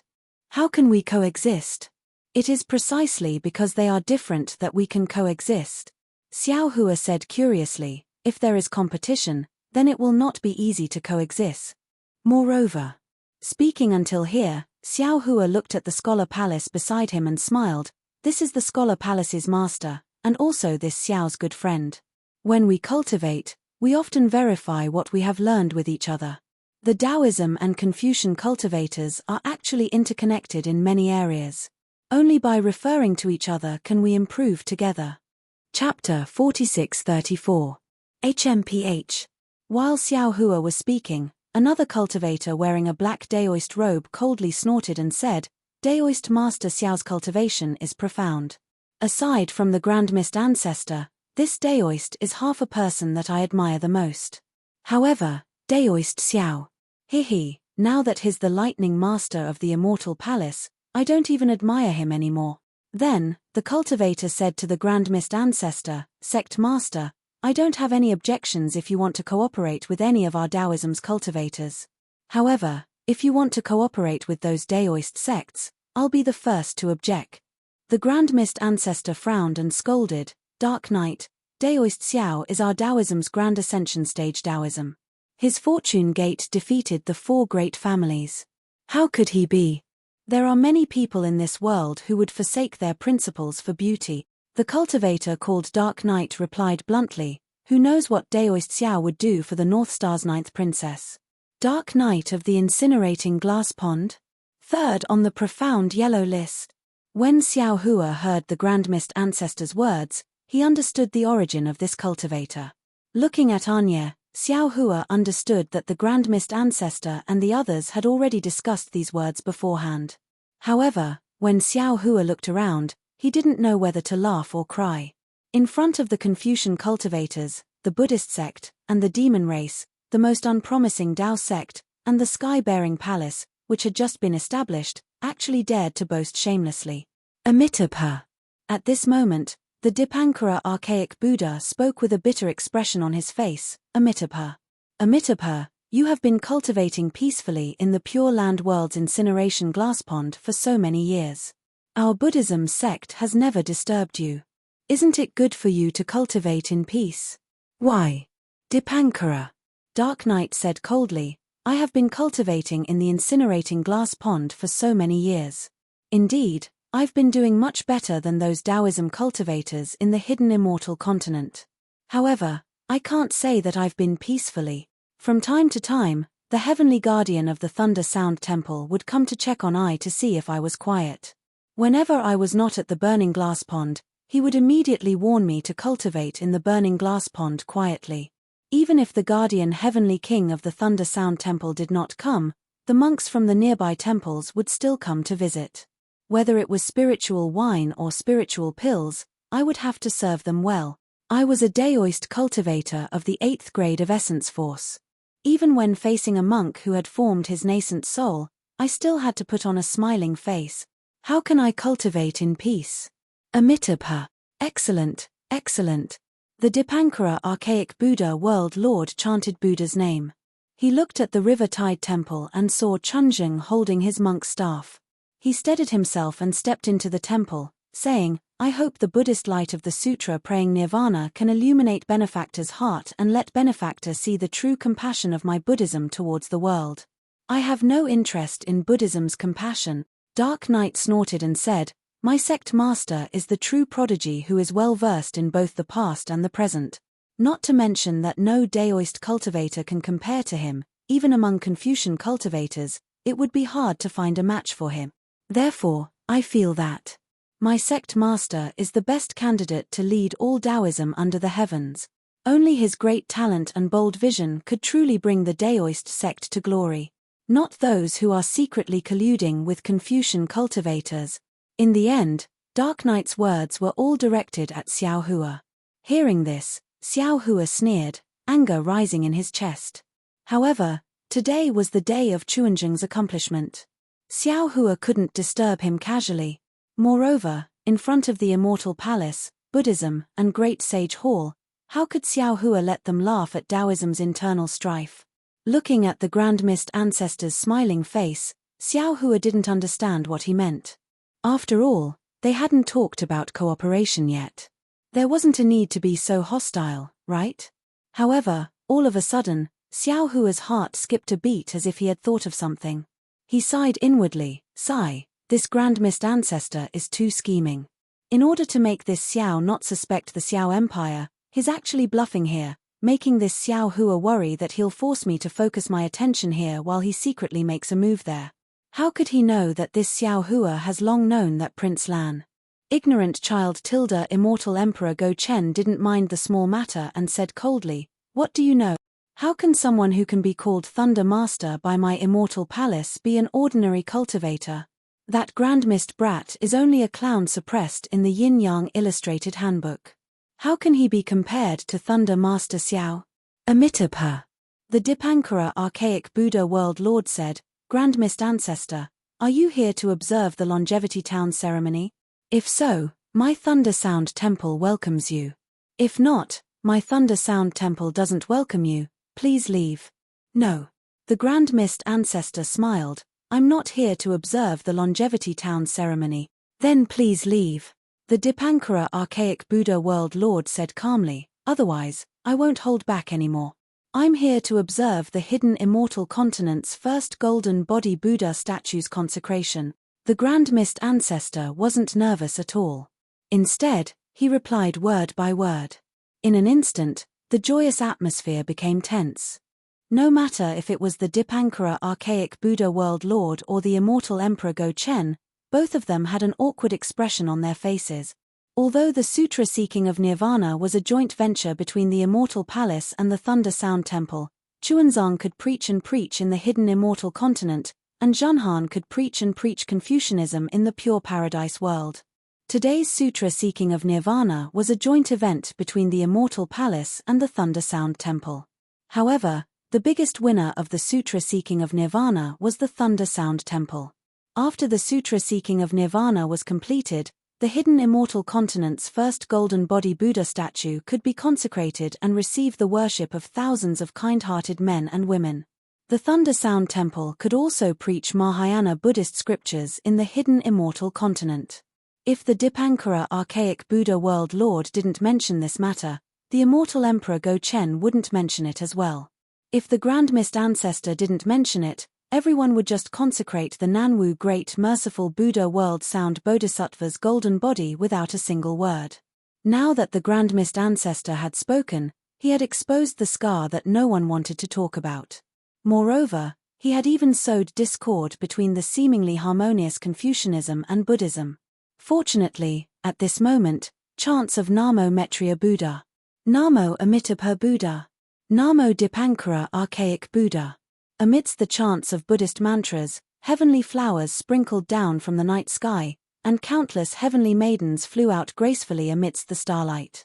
Rings of dazzling Buddhist radiances resembled the rising sun, sprinkling all around the Longevity town.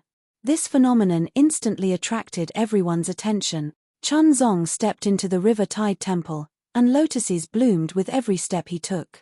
When he entered the Great Strength Hall and arrived before the Buddhist shrine, the radiance reached its peak, and the entire Great Strength Hall disappeared.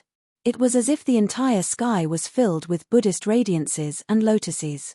All of the Buddhist radiances and lotuses condensed into a Buddha's golden body. Pious and kind faces of men and women were revealed within the Buddhist radiances, and everyone was chanting Amitabha Buddha. Chunzong's expression was unusually calm, and he didn't show any signs of agitation. His eyes were filled with Sanskrit words. Strangely, although his gaze landed on the Buddhist shrine, it seemed like he was looking at the Buddha's golden body. In such a strange situation, the unruly Zhen Kong and the unruly Zhen Jie were also very careful. They didn't dare to step into the Great Strength Hall, and only stood outside the hall, carefully watching. Chunzong respectfully walked to the front of the Buddhist shrine, and carefully took out the Buddhist decree from his chest. He gently flicked the old yellow decree that didn't have any dust on it, and then knelt in front of the Buddhist shrine. He kowtowed 9 times and chanted, Amitabha Buddha, disciple Chunzong was fortunate enough to not disappoint you. After 300 years, disciple returned and brought the Thunder Temple's Mahayana Sanzang to the hidden immortal continent. Today, disciple will present the Buddhist decree to Buddha. Chunzong respectfully presented the Buddhist decree, but before it could be sent into the shrine, boom! Another blazing sun appeared between the eyebrows of the previous Buddha statue. The Buddhist light from the blazing sun fell on the Buddhist decree, and the Buddhist decree turned into millions of small worlds. These small worlds were like a tide, and they hovered above Chunzong, Zhen Kong, Zhen Jie, Zhen Feng, and Zhen Han. A vast voice filled with mercy sounded in everyone's ears. Chunzong has completed the Sutra of Bliss, and has benefited the good people of the hidden immortal continent.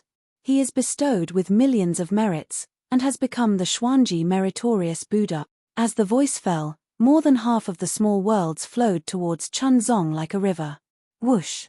With a soft sound, a ray of light appeared behind Chunzong's head, and the Buddhist light swept the small worlds into it.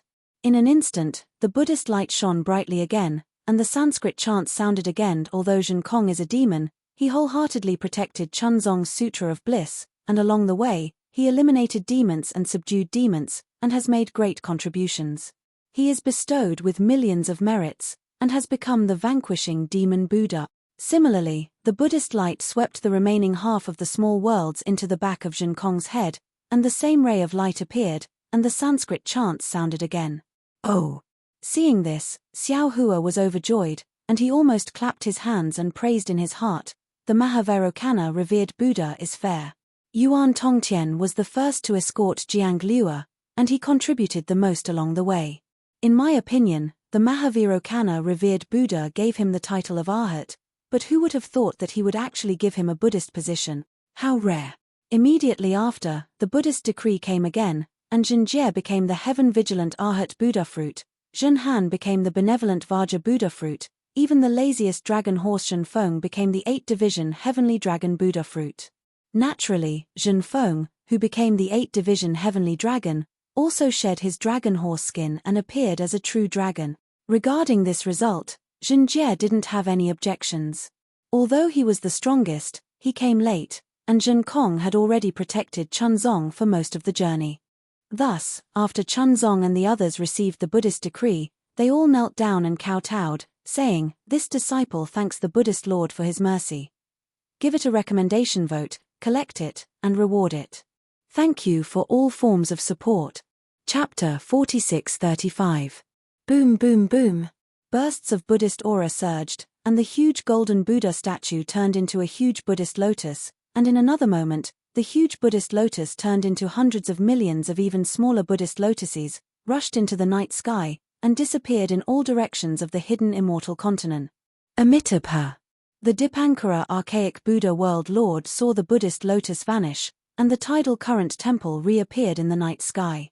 He pressed his palms together and said, "Your Majesty, today is a joyous occasion for my Thunder Sound Temple and the Immortal Palace. Can you work together with me to take down the mortal world object that is obstructing the sound of Namo Great Compassion, and allow me to consecrate the first Buddha statue in the hidden immortal continent?" Immortal Emperor Gaochen squinted his eyes. According to their previous discussion, there was no such thing.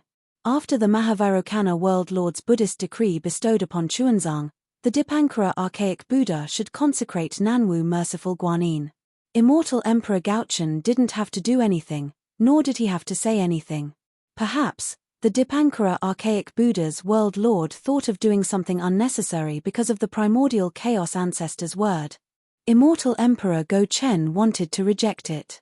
However, the Dipankara archaic Buddha world's words were so righteous that Immortal Emperor Go-Chen couldn't think of any reason to reject it. Seeing that the Dipankara archaic Buddha world had already landed in front of the golden Buddha statue, Immortal Emperor Go-Chen could only follow suit. Rise.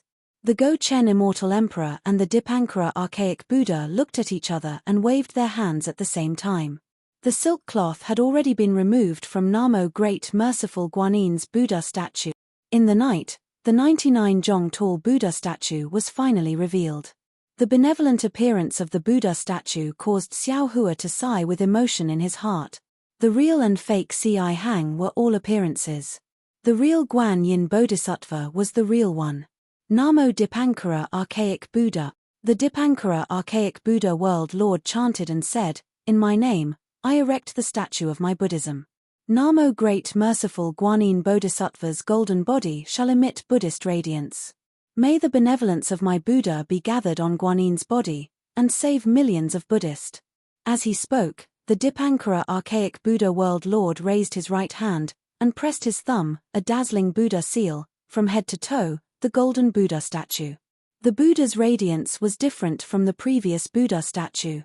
First, the Buddha's radiance from head to toe, golden body, from head to toe of Buddha, of the Buddha's radiance of Buddha, of the Buddha's Buddha statue, forming a huge funnel of Buddha of Buddha. The of Buddha's of Buddha was of Guanyin's Guanyin the world. The Dipankara archaic Buddha was a little surprised to see how different the consecration this time was. However, when he saw the Buddha statue's translucent Buddha radiance and the power of faith descending upon it, the Buddha statue became even more lifelike. Only then did he relax and clasped his palms together. Excellent, excellent. With the power of Buddha, it's time to deliver all living beings from torment. However, before his Buddha fire could land on the ground, woo! An extremely profound fluctuation was emitted from the Buddha statue, which was brimming with the power of faith. As soon as this fluctuation was emitted, it transcended space and landed on Xiao Hua's body. As this fluctuation descended, the surging power of faith changed its direction and landed on Xiao Hua's head. Then, Namo Dipankara archaic Buddha. Namo Amitabha Buddha. Namo Maitreya Buddha. A series of Buddhist chants resounded, and the power of faith poured into Xiao Hua's head. Buddhas of Buddha radiance shone from Xiao Hua's body once again, and Sanskrit chants resounded once more. Another phenomenon of Buddha fruit appeared under everyone's astonishment. Not good. As soon as the fluctuation was emitted, Xiao Hua could already feel the crystalline godhead in his mind trembling slightly.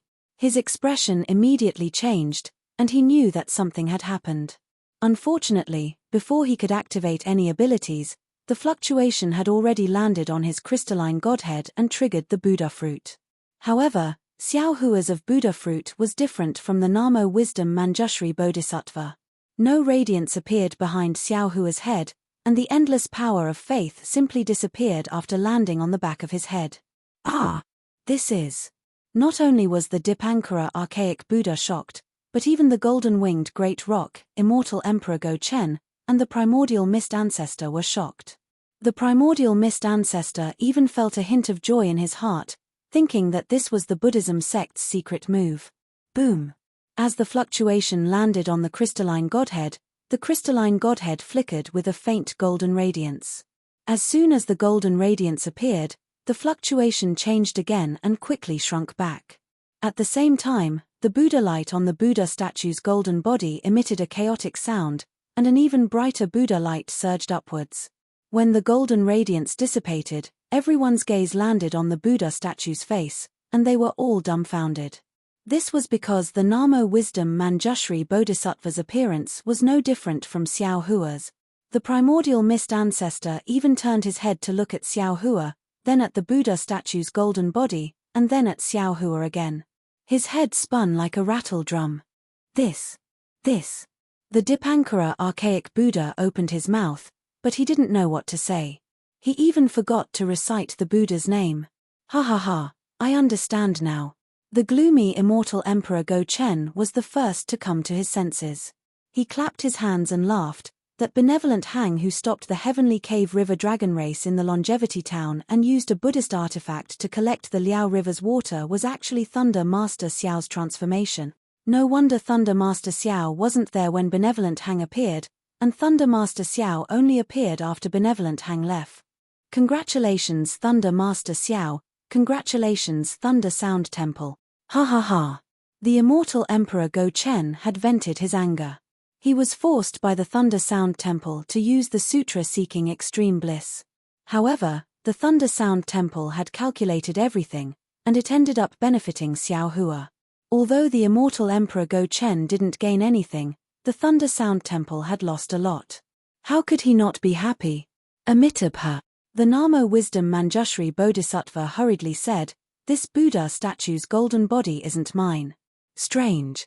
The golden-winged great rock laughed. Little monk, didn't you see the power of faith in the hidden immortal continent? Didn't it all fall into Daoist Xiao's body? Doesn't this mean that he is the real Namo great compassionate Guanyin Bodhisattva? It doesn't matter if he is a Buddha or not, as long as he is the Guanyin Bodhisattva of all living Buddhas. Oh, this saint still remembers your Buddha saying, "Form is emptiness, emptiness is form." Daoist Xiao has a Buddhist heart. So why do you care if he is a Buddha or not? Also, the immortal Emperor Go-Chen added fuel to the fire. My immortal palace recognizes this Buddha statue's golden body. As for the appearance of this Buddha statue, my immortal palace doesn't care. If your Buddhist sect changes the Buddha statue's golden body again, you can only use the sutra seeking extreme bliss again. The Grand Mist ancestor's expression was complicated.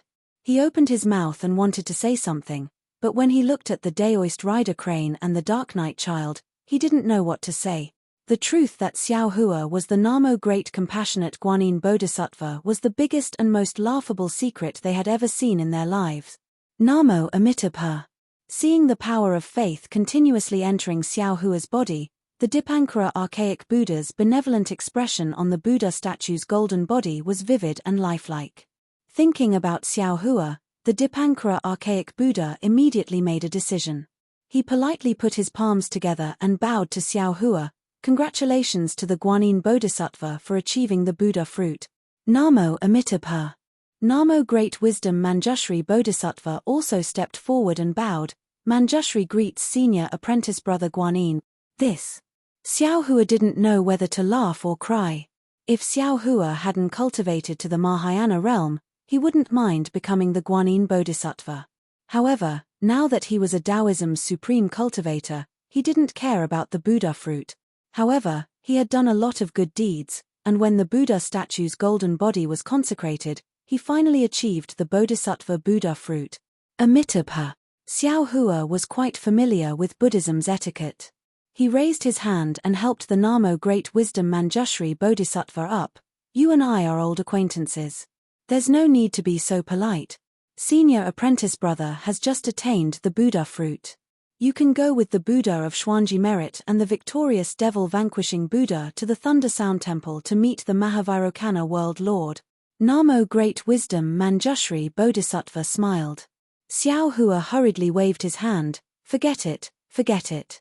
I won't be going to the Thunder Sound Temple. At this moment, a voice filled with joy and determination said, Amitabha, Dipankara archaic Buddha, I won't be going to the Thunder Sound Temple either. I'll be going to the west to seek scriptures. Although this voice wasn't loud, the Buddha lights that had disappeared immediately surged out once again and covered the entire Longevity town. This time, the Buddha lights were slightly different from before. Each Buddha light condensed into a tiny Buddha lotus, and on each lotus sat a smiling Buddha. The Buddha's face couldn't be seen clearly, and the grade of the lotus was unknown. The Buddha Lord's Great Wish. This is the Buddha Lord's Great Wish. It's comparable to the Namo Great Wish, the Ksitagarbha Bodhisattva's Great Wish. Seeing such a Buddha-light phenomenon, Xiao Hua was stunned. Like everyone else, he focused his attention on the source of this voice. It came from Chuanzang, who had just attained the 4 stars meritorious Buddha fruit. Ah! Everyone, the demons, and the Buddhas were all shocked. An indescribable feeling arose in their hearts, and they almost blurted it out. What's going on? Is today destined to be recorded in the annals of the 3 continents? Everyone knew that Xiao Hua wouldn't go to the Thunder Monastery.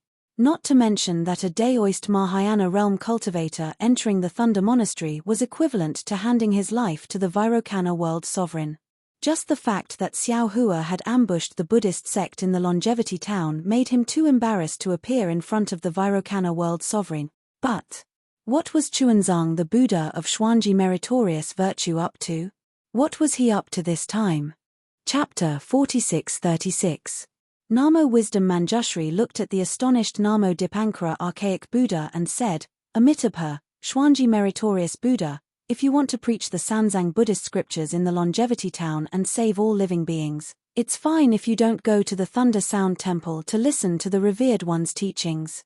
If the Revered One knows about it, not only will he not punish you, he will even reward you. But you've already brought the Sanzang Mahayana Buddhist scriptures to the hidden immortal continent. You still want to go to the west to seek scriptures? Where is the west? The scriptures you seek. What scriptures are they? In this world, other than the Thunder Sound Temple, what other scriptures are worth seeking? The Xuanji meritorious Buddha, Chuanzang, put his palms together and replied calmly, Namo Amitabha, Dipankara archaic Buddha, the Revered One, and Namo Wisdom Manjushri, please know that when I was still a child, I entered Nirvana for many years. When I entered Nirvana, I saw the Western Paradise. I clearly remember that when I entered Nirvana, I walked towards the west for hundreds of years. That's the true origin of my Buddhism, where my Buddhism's true intent lies.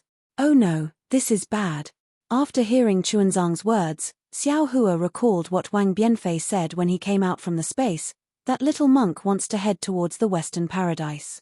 He has been trekking for hundreds of years. Xiao Hua unwittingly came to a realization as he thought to himself, Wang Bianfei has already mentioned this matter previously. Although Jiang Liuer in the space has entered Nirvana, he must have seen the immortal herbs and other things in the space and thought that this was the Pure Land. And the place where I imprisoned him just so happened to be the east side of the Shenhua continent. He must be heading towards where those immortal herbs are. But how can I explain it to him? Why don't I wait for him to start seeking scriptures, then I'll use the Kunlun mirror to explain it to him. Namo Wisdom Manjushri was speechless. He was a bodhisattva, which was lower than Chuanzang's Xuanji meritorious Buddha. Thus, he couldn't criticize Chuanzang in front of everyone. Namo Dipankara archaic Buddha's face was enraged. He looked at Chuanzang, then at Zhen Kong, and scolded, You have wasted the Revered One's care. Chuanzang was extremely confused. He looked at Zhen Kong, not understanding what the Dipankara archaic Buddha was saying. Amitabha tilde at this moment, Zhen Kong stepped forward and respectfully kneeled on the ground, and kowtowed, Buddha, I have a great ambition to find the true Buddha scriptures and spread my Buddha's light throughout the world. I've also decided that I'm willing to follow the Buddha of Xuanji math virtue to the west and continue to seek scriptures. Let's go together. Zhen Jie saw this and jumped out as well. Its big ears flapped as it shouted, the Thunder Temple is really stingy. They only gave me the Buddha fruit of a heaven-vigilant arhat. They really let me down. I want to follow my master to the west and get myself a Buddha Lord identity. He didn't expect Yuan Tongtian to be so benevolent. Not only did Yuan Tongtian keep his orders in mind, but he also wanted to follow Jiang Liuer and protect her. Seeing Buddha. Immortal Emperor Gaochen smiled and looked at Zhen Han and Dragon Horse Zhen Feng. Unfortunately, Dragon Horse Zhen Han and Dragon Horse Zhen Han were confused. They looked at each other and didn't step forward. Clearly, they didn't know about this. Evil creature, the Dipankara archaic Buddha World Lord scolded, which he rarely did. Buddhist lights flashed all around him. There is only one Thunder Sound monastery in this world, and only one Mahavairocana World Lord. Where are the true Buddhist scriptures? Where are the true Buddha Lord's Buddhist lights? The Great Snow Mountain's small exquisite temple. Immortal Emperor Gaochen laughed. Namo Mettria Buddha is the future Buddha Lord. He naturally has the true Buddha scriptures and the Buddha's Buddha light. The Xuanji Mettria Buddha, Chuanzang, raised his head and looked towards the west. It was still pitch black, and there were only specks of starlight hanging in the sky, guiding the people in the night. Chuanzang said, Amitabha. Benefactor, you're wrong. Disciple isn't going to the Great Snow Mountain or the Blessed Lands. Disciple is going to the west, cross the West Sea, and head towards the abyss of the West Sea. There is my Buddha light. Boom. Chuanzang's words were like a clap of thunder, stunning Xiao Hua. He looked at Chuanzang in disbelief and thought, West, the abyss of the West Sea. Isn't it just the Mettria Sea? Isn't that where I came from? What is the Mettria Sea? Isn't it just the Dawn Rain continent? What is there in the Dawn Rain continent? Isn't it just the ruins of Buddhism? Could it be that Liuer knows about the ruins of Buddhism in the Dawn Rain continent? Impossible. Liuer was only a few years old when he entered Serenity. How could he know about the ruins of Buddhism? At that time, let alone senior sister, even I didn't know about the ruins of Buddhism, right? Thinking of this, Xiao Hua thought of the day when Buddha body obtained the Buddha fruit of Namo Mettria. Liuer was the reincarnation of the future Buddha Lord. When he came here, he actually abandoned the position of Buddha Lord. The future Buddha Lord, one of the three great Buddha Lords of Buddhism, has a very high status. If there was no special reason, how could he give it up? That ball of golden light. Thinking of this, Xiao Hua understood. It's that ball of golden light. It must be the words that the reincarnated Buddha Mettria left for the reincarnated Jiang Liuer. That day, Liuer entered Serenity and headed west. It looked like he was heading towards the center of Shenhua continent, but in fact, he was heading west. At that time, although he didn't obtain the golden light, he already had a long-cherished wish in his heart, which was to head west. Oh my, Jiang Liuer, my nephew. I'm afraid his background is not small. Bah, of course his background is not small. He is one of the three great Buddha Lords of Buddhism. But Xiao Hua was still confused. Is there anything more noble than the future Buddha Lord of Buddhism in this world? He actually made Jing Liuer give up the position of the future Buddha Lord. Mettria Buddha. Xiao Hua suddenly thought of something. This guy must know something. Otherwise, how could he fall out with the Mahavairocana Buddha Lord as soon as he entered Lei Temple? There must be something fishy about this. Forget it, this is a matter of Buddhism. Why should I worry about it? If Liuer wants to go, then go. There is only sea water in the West Sea. The so-called space passage is smaller than finding a needle in a haystack. If he didn't know where it is, even with the Mahavairocana Buddha Lord's divine sense, he wouldn't be able to find it. Liuer is just some Buddha of Xuanji merit. What ability does he have to return to Xiaoyu continent? Hehe, besides, if he could find the way back, wouldn't I be able to return as well? While Xiao Hua was pondering, the Dipankara archaic Buddha Lord's shocked expression gradually faded away. He looked at the great aspiration Buddha lotuses that filled the sky and gradually disappeared into the void. He put his palms together and chanted, Amitabha Buddha. Evil fate, evil fate. Buddha of Xuanji merit, victorious devil-slaying Buddha. This matter is of great importance. I must report it to the Mahavairocana Buddha Lord. Amitabha Buddha. The victorious devil-slaying Buddha Zhenkong said, "This matter has nothing to do with my Buddha. It's fine if you don't report it. Ha ha." Xiao Hua couldn't help but laugh at Zhenkong's straightforward rejection. He raised his hand and pointed, "Zhenkong, come here." The victorious devil-slaying Buddha hesitated for a moment. He walked in front of Xiao Hua and smiled. "Daoist Xiao, this junior is here." Xiao Hua smiled. "You have already attained Buddhism. You don't have to call yourself a junior anymore. This junior will always remember Daoist's guidance." The victorious devil-slaying Buddha said respectfully, "Daoist will always be this junior's benefactor." Xiao Hua smiled faintly, very satisfied with the victorious devil-slaying Buddha's respect. He raised his hand and took out the wishful scepter, saying, "Of course, this Xiao has already made it clear on the Great Snow Mountain.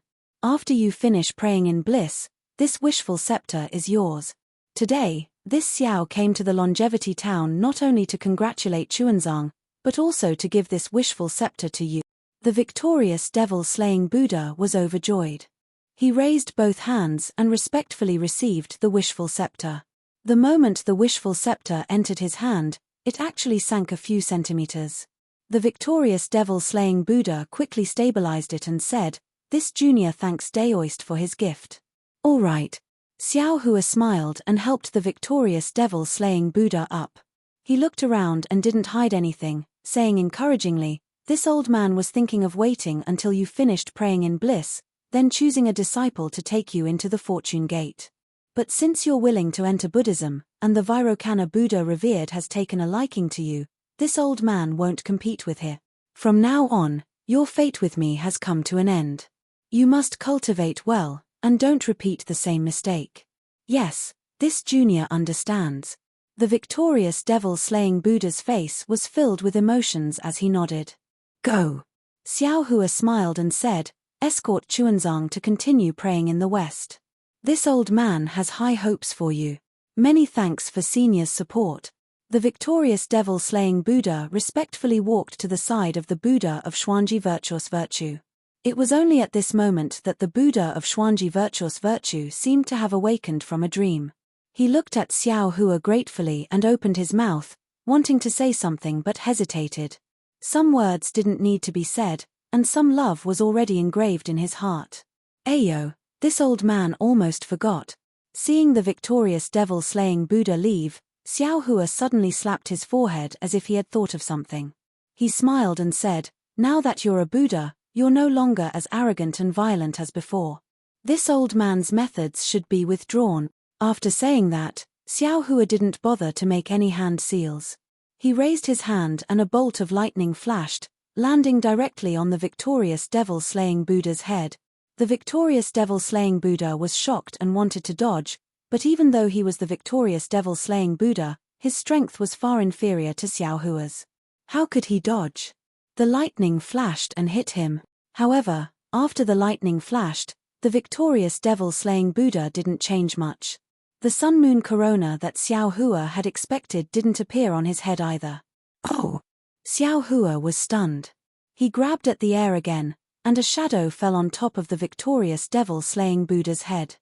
Chapter 46-37. Amitabha, this is bad. How could the Dipankara archaic Buddha not know what had happened? How could he not know what the Mahavairocana archaic Buddha had done wrong? He couldn't help but exclaim. Zhenfeng was definitely not without a backer. Moreover, this backer was terrifyingly powerful. Only, after the Dipankara archaic Buddha's exclamation, he shut his mouth. At this point, who could hide the truth of this matter in the three great continents? He couldn't, the Mahavairocana archaic Buddha couldn't, and the Maitreya Buddha couldn't as well. Seeing that the sun-moon corona didn't appear, Xiao Hua didn't suspect anything and said with a smile, "Mahavairocana is really merciful, to actually remove your Dao crown without my consent. Could it be that he was afraid that I would snatch his disciple?" The victorious exorcism Buddha felt guilty for no reason. Although he was good at hearing and could discern the truth, he could see everything clearly. Moreover, if he stood in one place, he could know what was happening 1,000 miles away. He could also hear what mortals were saying. Thus, he was good at hearing and could discern the truth, He could see everything clearly. And yet, as he stood in front of Xiao Hua, his divine ability fell upon nothing but emptiness. Even Xiao Hua's figure was illusory. He couldn't tell what Xiao Hua was thinking, what he was seeing, and what he was hearing. Furthermore, there was no way he could know what the Tao-crowned Xiao Hua was talking about was, or what should have been on top of his head. Thus, he quickly smiled and said, "Yes, that day at the Thunder Sound Temple, the archaic Buddha saw the invisible Tao crown on my head and felt that it wasn't appropriate for me to be a Buddhist disciple. At that time, unfortunately, before victorious purge demon Buddha could finish speaking, Xiao Hua frowned. His eyes flashed like lightning as he stared at victorious purge demon Buddha. At first, victorious purge demon Buddha didn't dare to dodge, but after a moment, his eyes began to flicker. "Damn it! You're not Yuan Tongtian!" Xiao Hua roared angrily. He raised his hand and grabbed, instantly imprisoning the victorious demon slay Buddha. He shouted, "Who are you? How dare you pretend to be Yuan Tongtian?" Seeing this, not only was Chunzong shocked, but even Zhen Jie, Zhen Han, and Zhen Feng were shocked. They didn't expect that the real and fake Zhen Kong would still be unable to tell the difference after they had arrived at the Thunder Sound Temple. What's more, he let this fake Zhen Kong Nirvana Extreme Bliss seek sutras for nearly 50 years. Zhen Han and Zhen Feng glanced at the silent Dipankara archaic Buddha world lord and seemed to have thought of something. With a thoughtful look on their faces, they quickly shut their mouths as well. Whether it was the Fortune Gate or the Thunder Tune Temple, neither of them were forces they could afford to offend. "Damn it! You're the fake Zhen Kong. You actually deceived me for so long," Zhen Jie shouted. "Aye!" Boom! A thunderous hand streaked across the sky and slapped Zhen Jie's face. Zhen Jie, who was at the 8th grade of elemental energy, didn't even have the strength to resist. His entire body tumbled in midair. Xiao Hua's cold voice sounded, "Devouring heaven, this old man asked you to take good care of Chunzong and Zhen Kong. How did you do it? Enlightened one, spare my life. Enlightened one, spare my life." Zhen Jie had seen how Xiao Hua killed the heaven-swallowing beast. Now that he saw Xiao Hua get angry, the surrounding space was filled with coldness, and layers of lightning were like guillotines surging in the sky above Jiang Tiaro Temple. He had long been scared out of his wits, and shouted in midair, "This matter has nothing to do with me. I wasn't there at that time." In order to save his life, Zhen Jie briefly recounted the matter of him chasing after Ni Quan. He shouted, "As for the specifics, I'm also not clear." Xiao Hua gritted his teeth and took a deep breath, temporarily suppressing the anger in his chest. He looked at the victorious demon vanquishing Buddha whose eyes were filled with terror and ignored him. He looked at Chun Zhen and said, "Chunzong, tell me, what is going on?" Chun Zhen hesitated for a moment. After recovering from his shock, he turned around to take a look. The entire process was as clear as a mirror. This Zhen Kong was definitely not Yuan Tongtian, and the real Yuan Tongtian had already disappeared from the shores of the Eastern Sea. However, he was very conflicted in his heart. Previously, Zhen Kong did his best to protect him, but he was also arrogant and unruly. He often killed Dao Gate cultivators and demonic beast race cultivators, which really made Chun Zhen worried to death. There were also many clashes between them. After arriving at the hidden immortal continent, although this fake Zhen Kong was not as devoted to protecting him as the real Zhen Kong, he was still very respectful and courteous toward him. This was especially true as this fake Zhen Kong was also proficient in Buddhist techniques and would often debate with him. Chunzong naturally had his suspicions when he saw Zhen Kong's improvement and change. However, Chunzong was clear that it was impossible for the Thunder Temple's Mahavairokkana revered Buddha to not be able to differentiate between the real and fake Zhen Kong. This Zhen Kong must be the real Zhen Kong. The reason why he changed was just like what Zhen Kong said after returning from the Thunder Temple. After seeing the expression of the real and fake Zhen Kong, he was enlightened by the Mahavairokkana revered Buddha. He knew that his previous inadequacies were being changed by his effort. What Chunzong saw was different from the previous Zhen Kong. It was his change. Now that Chunzong thought about it again, his heart was filled with bitterness. He mocked himself for being childish and avoiding it. Although people could change, their nature couldn't be changed. It was the same for the demonic beast race. Yuan Tongtian was arrogant and killed people without hesitation.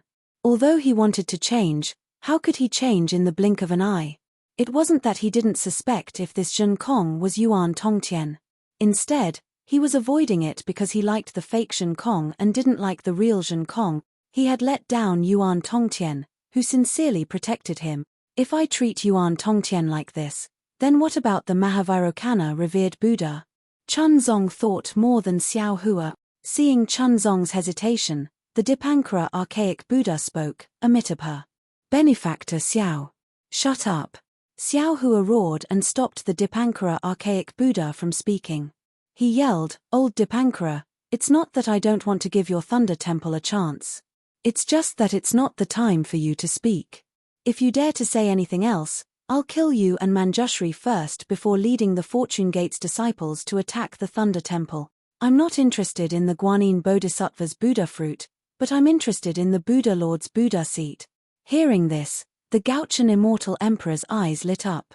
The Grand Mist Ancestor, who had been quietly observing, also revealed a smile. How could the Dipankara archaic Buddha fall for it? He smiled and ignored Xiao Hua's words. He didn't want to argue with Xiao Hua anymore. Unfortunately, the Dipankara archaic Buddha was too weak. He had already underestimated Xiao Hua's strength. If Xiao Hua had truly given up and killed him in the Longevity Town regardless of the price he had to pay, it wouldn't be a joke. Sigh. Seeing Xiao Hua so angry, Chuanzang also became alert in his heart.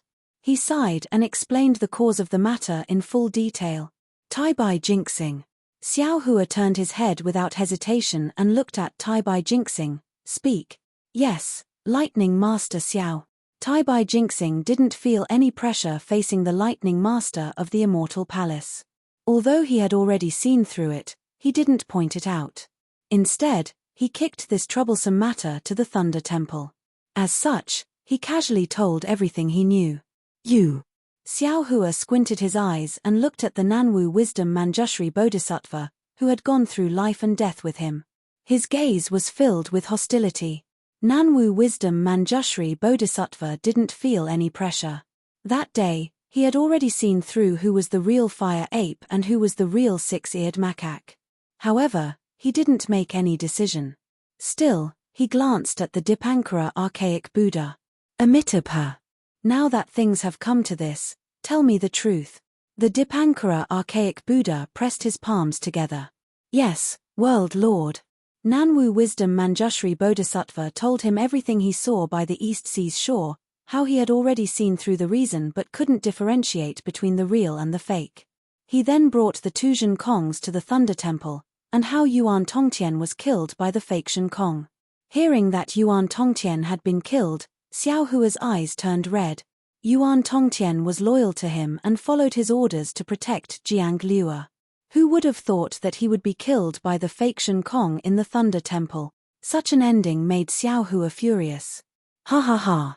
Xiao Hua looked at the fake Zhen Kong that he had imprisoned and laughed. Poor Yuan Tongtian. He was killed by you in front of Mahavairokkana. Mahavairokkana is really blind. I really want to know what kind of background you have to have Mahavairokkana protect you. After saying that, Xiao Hua slapped his forehead and used another ability of the delusion-breaking Dharma Eye, Heavenly Eye. However, when Xiao Hua saw it clearly, his eyes widened and he yelled, Damn it, damn it, damn it. It's actually the six-eared macaque. I should have strangled you to death that day. I shouldn't have listened to Master Ma Qin and let you live. Now, I've angered Yuan Tongtian and lost my life because of it. After saying that, Xiao Hua raised his hand, and a bolt of lightning flashed on his finger. It pierced through the void and was about to pierce the six-eared macaque's heart. Amitabha. Xiao Tanyu, please show mercy. Please listen to this old monk's explanation. It won't be too late to attack after that. The Dipankara archaic Buddha didn't dare to be careless.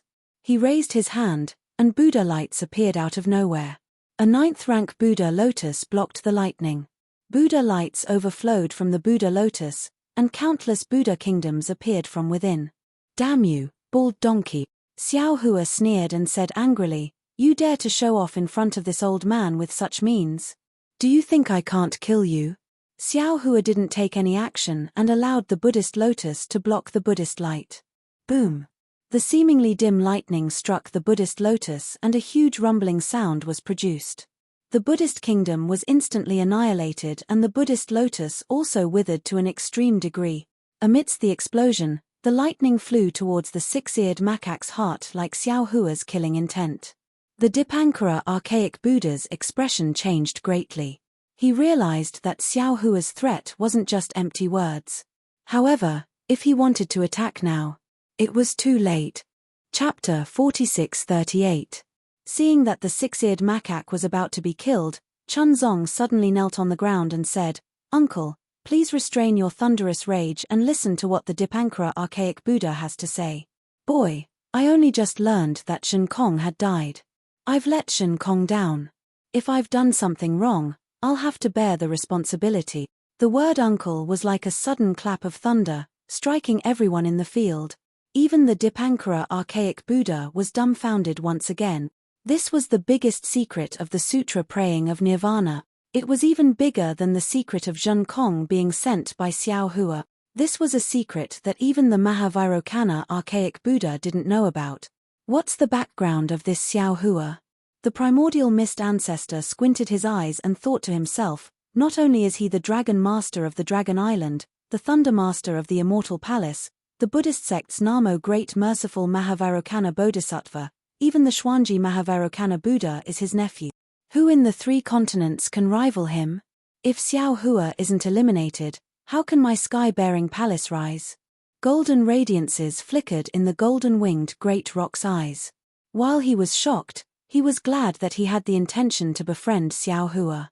As for the Go Chen Immortal Emperor, his face was blocked by the golden radiances.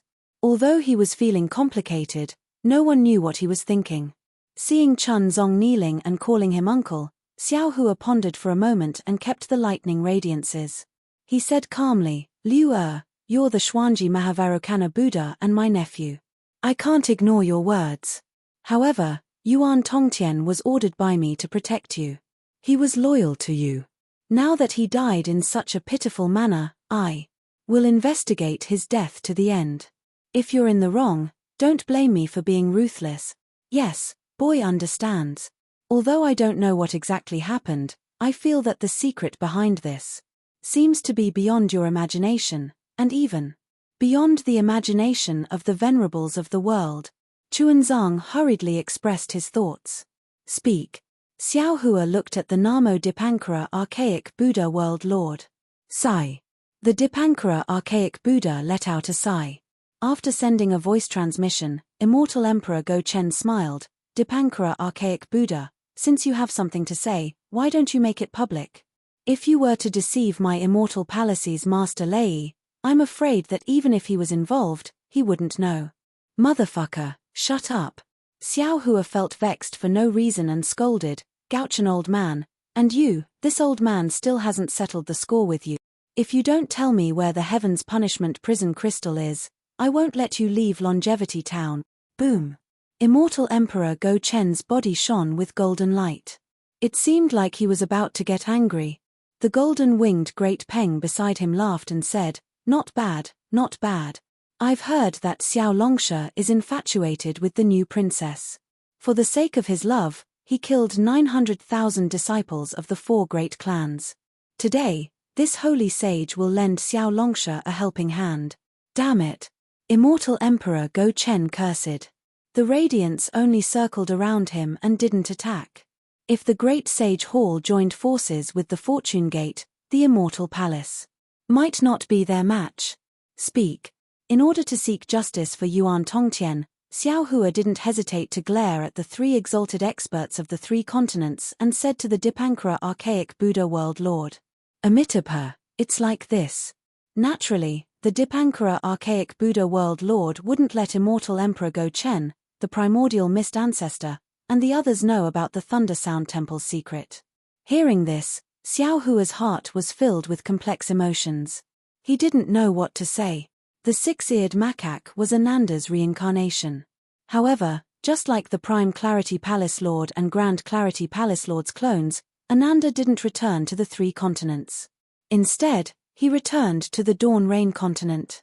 Ananda shouldn't have returned to the Blessed Land world. However, he met Xiao Hua, and Xiao Hua brought him and the fire ape Yuan Tongtian to the Three Continent. Ananda's reincarnation, the six-eared macaque, didn't have such powerful abilities. It was impossible for him to have such powerful illusions. However, after experiencing the separation of yin and yang in his own space, his abilities were greatly enhanced. His future potential was limitless. The Mahavairochana archaic Buddha world lord made the right choice when facing the real Zhenkong Yuan Tongtian and the fake Zhenkong six-eared macaque. After all, the Mahavairochana archaic Buddha world lord made the right choice when facing Zhenkong Yuan Tongtian and the fake Zhenkong six-eared macaque. This was because the Mahavairochana archaic Buddha world lord had mistaken Zhenkong six-eared macaque for Ananda. In other words, in the eyes of the Mahavairochana archaic Buddha world lord, Jiang Liu and Yuan Tongtian were both fake. Only this six-eared macaque was the real one. The fruit of defeating the demon Buddha wasn't given to Yuan Tongtian. It was given to the six-eared macaque and Ananda. However, because of his appearance, he had snatched Nanwu Maitreya Buddha world lord's Buddha position. Jiang Liu had snatched Ananda's Prajnaparamita Heart Sutra. The six-eared macaque didn't dare to snatch it from Jiang Liu. He could only snatch Yuan Tongtian's. All of this happened when he appeared at the East Sea. When he appeared to scheme, he was discovered by the Mahavairochana archaic Buddha world lord. The Thunder Temple wasn't wrong. The Mahavairochana archaic Buddha world lord wasn't wrong either. At that time, it was the best time to point the six-eared macaque as Zhenkong. This opportunity was also fought for by the six-eared macaque with all his might. The one who was wrong could only be the six-eared macaque and Ananda. He didn't expect the fire ape Yuan Tongtian, who had always ignored everyone, to be so loyal to Xiao Hua. Xiao Hua also valued Yuan Tongtian so much, because with his ability, he couldn't see what was happening in the Shenhua continent. Therefore, he made the wrong choice, which was to kill the fire ape. Because the six-eared macaque couldn't see through Xiao Hua's actions, he didn't know that the fire ape had a sun-moon crown on his head. As the Buddha of Xuanji Maitreya, Chunzong naturally couldn't hear the Dipankara archaic Buddha world lord's voice transmission. He only saw the Dipankara archaic Buddha world lord clasping his hands together and lowering his head in silence. Xiao Hua looked at the sky with a complicated expression. Only then did he speak. "Uncle, boy didn't notice and let the six-eared macaque kill Yuan Tongtian. This boy has let Yuan Tongtian down. Please punish me. Stand up, Liu." Xiao Hua helped Chunzong up and shook his head. "You're just a mortal. You don't know about this. Even Taibai Jinxing and Manjushri Bodhisattva don't know about this. How can you be responsible for this? Don't worry and go to the West to seek scriptures. With the protection of the chastity precepts and my reputation, if anyone dares to do anything to you, my fortune gate will kill them all." "No, uncle. You don't understand." Although Chunzong stood up, he still had tears on his face as he said, "Boy did suspect it before, but." Then, Chunzong told Xiao Hua about his regrets. Xiao Hua frowned. Zhenkong was loyal to Chunzong, but he didn't have the heart to follow Buddhism. Compared to Ananda's reincarnation of the six-eared macaque, he was much weaker. Xiao Hua pondered for a while and nodded. "If that's the case, I won't pursue the Thunder Sound Temple's responsibility. However, since the six-eared macaque killed Yuan Tongtian, I won't let it go. Even if the Mahavairochana world lord comes, I'll still take his life." "Ha ha ha." Speaking until here, Xiao Hua suddenly laughed. He looked at the Dipankara archaic Buddha world lord with a meaningful gaze and said, "Do you know why the Mahavairochana world lord didn't come to the longevity town?" "Amitabha." The Dipankara archaic Buddha world lord shook his head and said, "Xiao Tan, you're overthinking. The world lord isn't such a scheming person. He had already paid the price when Yuan Tongtian was killed. I don't care what the price is. Xiao Hua only wanted to take revenge for Yuan Tongtian. He waved his hand and said, "I only want to kill the six-eared macaque to take revenge for Yuan Tongtian." Amitabha. The Dipankara archaic Buddha world lord felt helpless. He knew that Xiao Hua's means had already surpassed his abilities. Even if he couldn't stop Xiao Hua, he still wouldn't be his opponent. He looked at the six-eared macaque and smiled bitterly. Ananda, if you knew this would happen, why did you follow him? Have you realized it? HMPH. Xiao Hua snorted. The lightning in the sky dispersed, and the six-eared macaque's body was released. The six-eared macaque landed on the ground.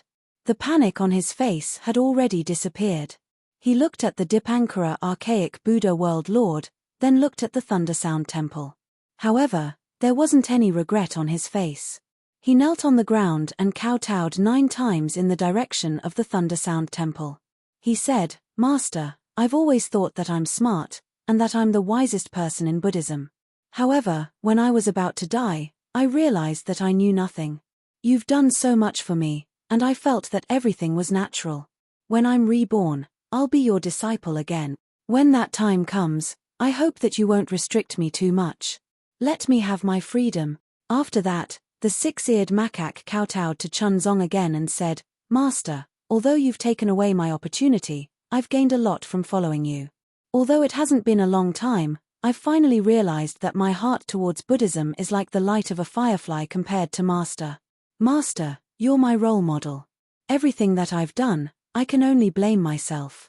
The Tao of Karma is nothing more than that. Today, I'll take my leave. I wish you success in your quest for the Western scriptures, and complete your dream. Sigh. Chunzong wanted to say something, but all the words he wanted to say turned into a sigh. The six-eared macaque stood up and looked at Xiao Hua. He wasn't afraid at all. He said calmly, Enlightened one, if you want to kill me, no one in this world would dare to stop you. Don't worry, I won't resist. However, you don't have the right to kill me. On the hidden immortal continent, there's only one person who has the right to decide my life or death. I only want you to follow me to a place. If that person says that I deserve to die, I won't say anything else. You don't have to do anything. I'll kill myself to appease the world. Chapter 46-39. Looking at the reincarnated six-eared macaque, Xiao Hua sneered. The Dipankara archaic Buddha had already stated that Ananda had chosen to enter the beast Tao and reincarnate into the demon race to avoid the Mahavairocana exalted Buddha. His intention to betray the Tao was clear. Then, Xiao Hua said, Oh? Hidden immortal continent. I thought it was the Thundersound Temple's Mahavairocana exalted Buddha, so it's the hidden immortal continent. I'm curious. Even I don't have the right to kill you, yet that person has the right to do so. Who is that person? Rest assured, enlightened master. That person has no cultivation and is just a mortal. Enlightened master will know when you see him, the six-eared macaque said calmly. He knew the situation he was in and didn't dare to say anything to provoke Xiao Hua. He only looked at Xiao Hua and stated, What if I don't go? Xiao Hua asked. Enlightened master, you can choose not to go. No one in this world would dare to force you to go. The six-eared macaque replied, However, since enlightened master is talking about karma, let me settle it. Looking at the six-eared macaque's calmness and calmness in his eyes, Xiao Hua's heart skipped a beat. All right. Xiao Hua nodded and looked at the Thunderbolt Immortal, Wen Chu, and the heavenly being. He threw the Kunlun mirror to the heavenly being and instructed, Fellow Taoists, please guard this place. No one is allowed to leave. I'll be back soon. Yes. The Thunderbolt Immortal's voice was like thunder. He looked at the Go Chen Immortal Emperor. The heavenly being took the Kunlun mirror and looked at everyone with bright eyes. Dragon Master Xiao, please go. This sage will also stay here and won't leave. The golden-winged great rock looked at Feng Wu and quickly expressed his stance. HMPH. The Go Chen Immortal Emperor sneered. He flipped his right hand and took out the clear heavenly mirror. He said, The hidden immortal continent is my territory. Who can stop me from going anywhere I want? Old Man Gauchen. The Grand Mist Ancestor immediately shouted. Don't be arrogant. You dare to disobey Daoist Xiao? Initially, the Namo Dipankara archaic Buddha was about to leave with the myriad Buddhas. Upon hearing Xiao Hua's words, he couldn't help but frown. However, after hearing the Go Chen Immortal Emperor and the Primordial Mist Ancestor's words, his frown loosened. He said, "Your Majesty, the sutra praying to extreme bliss is a grand event held by my immortal palace and the Thunder Monastery. Although it's completed today, this old monk still has some insights to share with Your Majesty. If Your Majesty doesn't mind, can you please descend from the clouds and discuss with this old monk?" "Forget it." The Go-Chen Immortal Emperor pondered for a moment and nodded. "Dipankara Archaic Buddha, I'll stay behind to listen to you. This time, both our sects have exhausted so much effort, only to end up benefiting others. How sad. Your Majesty's words are too serious." The Dipankara Archaic Buddha smiled and said, "It doesn't matter if it's a wedding dress or not. As long as the Buddha's light falls upon the concealed immortal, and the Confucian's words become blissful, our goal has been achieved." Seeing that everything was settled, Xiao Hua waved his hand and took the six-eared macaque away. Then, he asked, "Where are we going?" "There." The six-eared macaque pointed at the shore of the East Sea. Without saying anything, Xiao Hua's figure flickered, and he transformed into a bolt of lightning, shooting into the distance. Seeing that Xiao Hua had left, the primordial chaos ancestor, Daoist Rider Crane, and Child of the Dark Knight looked at each other. Then, they flew toward the Thunderbolt Hermit and cupped their hands, saying, "I'm the primordial chaos ancestor. Greetings, Daoist Thunderbolt." The Go-Chen Immortal Emperor and the Dipankara Archaic Buddha descended and stopped above the River Tide Temple. The Manjushri Bodhisattva turned around and looked at the Buddhas and heavenly kings before sitting down cross-legged. The golden-winged Great Rock and Phoenix Wu smiled and landed in front of Wen Chu. Then, he cupped his hands and said, "Long time no see." Immortal Wen Chu Zhenjie, on the other hand, had a troubled look on his face. In front of Chuanzang, he complained, "Master, have you ever considered letting Zhenfeng participate in this Western Paradise scripture retrieval? I'm used to riding him, and I really don't want to let him go. Moreover, we're heading to the West Sea. If you keep Zhenfeng, wouldn't it be more convenient to ride the 8 Divisions Heavenly Dragon's body in the West Sea?" Before Chuanzang could say anything, Zhenfeng's figure flickered, and he flew to the side of the golden-winged Great Rock. He had already made up his mind. He was the Eastern Sea Dragon Palace's 10th prince. Today, he had already become an 8 Divisions Heavenly Dragon. Next time, he would never be fooled by the Western Paradise scripture retrieval, even if he was given a Buddhist seat. After all, Zhenjie was too heavy, and the way he put it was too smelly. Everyone was waiting for Xiao Hua's return in the Longevity Town. However, no one expected that in just a few moments, a thunderous rumble could be heard. Rumble. In the southwest, in the direction of the East Sea's shore, a thunderous rumble could be heard. Thousands of flames appeared in the sky within 1,000 miles, burning away the darkness before dawn. "Oh, what's going on?" Seeing that it was the direction Xiao Hua and the six-eared macaque were heading, everyone was shocked. How could they not know what had happened? Perfected cultivator Qing Yuan, quickly go and take a look. Immortal Emperor Gaochen flew up first and shouted, "What's going on?" Page. Pretentious. Celestial being was not used to Immortal Emperor Gaochen's behavior. He snorted and said, "It's only 1,000 miles. You'll know if you use the clear eyes technique." However, before Celestial being could finish, he shouted, "What? What formation is blocking the southwest of the Longevity Town?" These words were transmitted by Xiao Hua's mind. Wen Chu's expression also changed, and he hurriedly covered it up. "That's right, fellow Immortal Xiao sent a message. He's blocked by a mysterious formation in the southwest of the Longevity Town. He can't leave from there. Celestial being, use the Kunlun mirror to subdue Chunzong and then go to assist Xiao Xian. Thunderbolt Immortal, you stay here and don't fall for the trick of luring the tiger away from the mountain. Rock Sage and Phoenix Sage, please go to the north of Longevity Town to investigate." After saying that, Wen Chu said to Immortal Emperor Gaochen, "Your Majesty, stay here as well. I'll go with Sun Jian to the east." "All right, thank you, Wen Chu Palace Master." When Immortal Emperor Gaochen saw Wen Chu's arrangement, he knew that Xiao Hua was guarding against him. He didn't say anything and just followed Wen Chu's instructions. Then, Wen Chu smiled at the Dipankara Archaic Buddha and said, "If it's possible, World Lord, you can stay here as well. How about inviting the Namo Wisdom Manjushri Bodhisattva to the west of the longevity town to investigate? Amitabha. That's how it should be.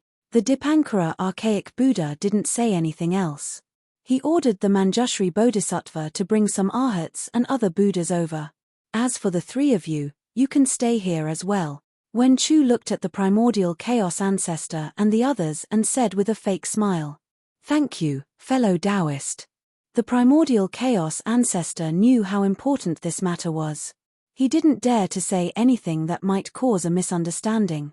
He cupped his hands and descended, sitting cross-legged with Daoist rider Crane and the Dark Knight Child on the Jiangchao Ridge. After the assignment was done, Wen Chu brought Sun Jian and the other immortal generals and flew towards the east. Xiao Hua took the six-eared macaque with him and flew southwest. He did not know who the six-eared macaque was talking about, but he knew that since the karmic hands were moving, he should go with the six-eared macaque and find out who this mysterious person was. Therefore, Xiao Hua didn't say anything to the six-eared macaque. He only focused on flying. 1,000 miles passed in a blink of an eye. The surrounding sky started to darken, and the starry sky started to hide. Xiao Hua knew that this was the darkness before dawn. It was also at this moment that Xiao Hua suddenly felt some indescribable fluctuations in space. These fluctuations were like cotton wool that wrapped around Xiao Hua's body in an instant. After several breaths of time, Xiao Hua felt as if the space around him was filled with invisible obstacles. His flying speed suddenly decreased, as if he had fallen into a quagmire. "Oh, what's going on?" Xiao Hua was taken aback, but he didn't stop moving. He released his divine sense, and with a flicker, he teleported into the distance. Unfortunately, in the blink of an eye, Xiao Hua's figure appeared again.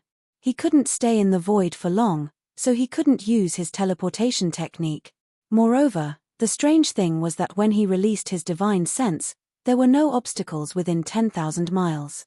However, when he released his divine sense, it was almost the same. It was as if, when his divine sense fell into the Sumeru restriction, it seemed that his divine sense swept far away, but in reality, it was very close. The primordial chaos ancestors' ambush. This thought flashed through Xiao Hua's mind, but after a moment, he laughed involuntarily.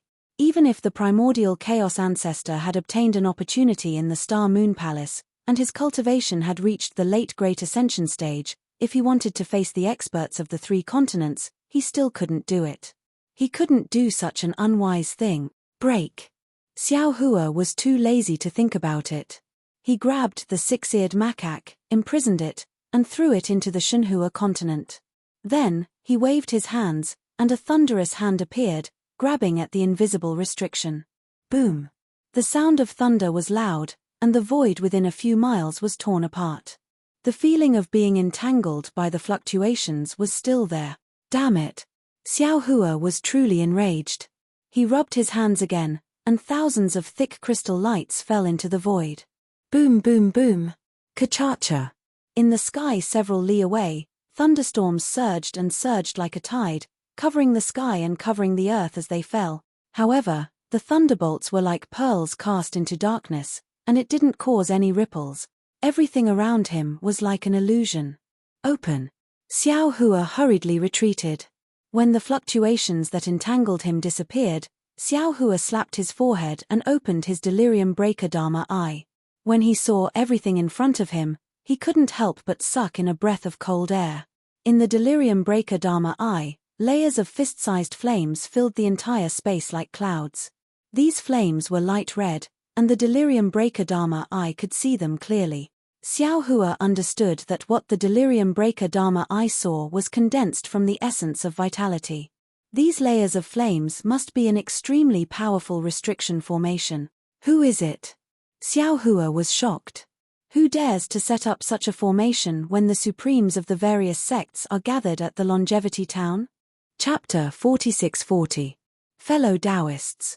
Xiao Hua immediately sent a sound transmission in his heart. The southwest direction of longevity town is blocked by a forbidden array. I can't go out. Quickly, fellow Daoist Celestial, come and help fellow Taoists. You all go and take a look. After sending the sound transmission, Xiao Hua opened his illusion breaker eye again and activated his flying technique to fly into the flaming clouds. Sure enough, when Xiao Hua's figure fell into the flaming clouds, those clouds were like cotton wool. They could be scattered but they would not shatter. Xiao Hua's flying figure was entangled by the scattered clouds, and when more clouds were entangled around Xiao Hua's body, Xiao Hua once again felt that it was difficult to move. HMPH. Xiao Hua sneered and closed his illusion breaker eye. What he saw with his naked eye was still a pitch-black night sky. Not long after, the Celestial flew over with the Kunlun mirror and shouted, "Fellow Daoist, don't worry, I'll help you." With that, the Celestial was about to take out the white bones. "Don't be anxious."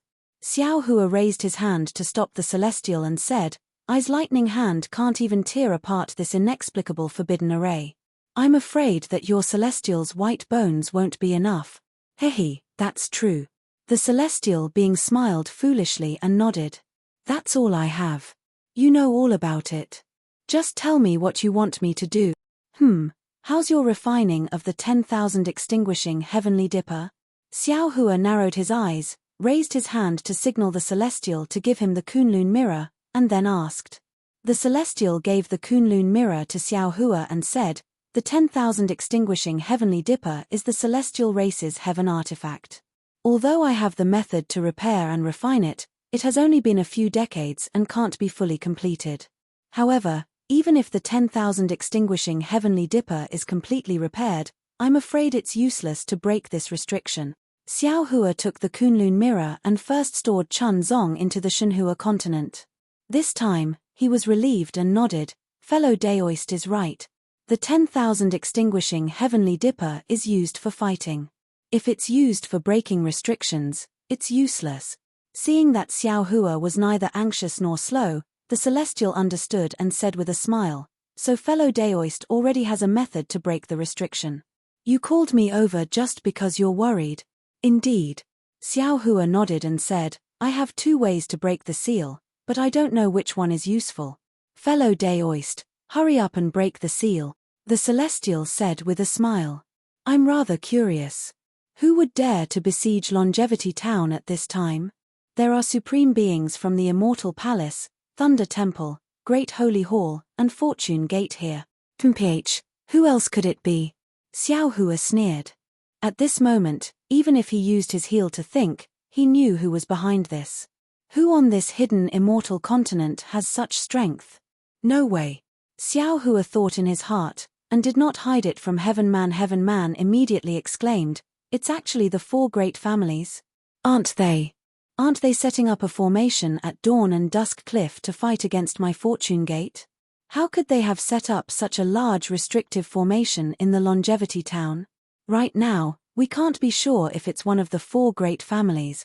At this time, Xiao Hua didn't seem to be particularly anxious to break the array. Instead, he asked with a smile, "However, I have 70% confidence.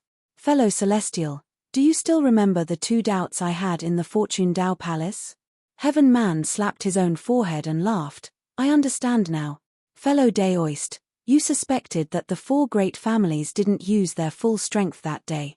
So, they were just deliberately mystifying things at Dawn and Dusk Cliff to attract our attention and also the Immortal Palace's attention. They made that old man Gauchen think that the 4 great families were here to steal when Chu's 5 Chi unification art, but in reality, their target was the Longevity Town. Their goal was Immortal Emperor Gauchen." "Yes." Xiao Hua nodded. "If I'm not mistaken, the 4 great families have been setting up this Longevity Town for many years. It might even have started after the Sutra Seeking Extreme Bliss began. They knew that when the Sutra Seeking Extreme Bliss ended, Immortal Emperor Gauchen would definitely leave the Immortal Palace and come to the Longevity Town.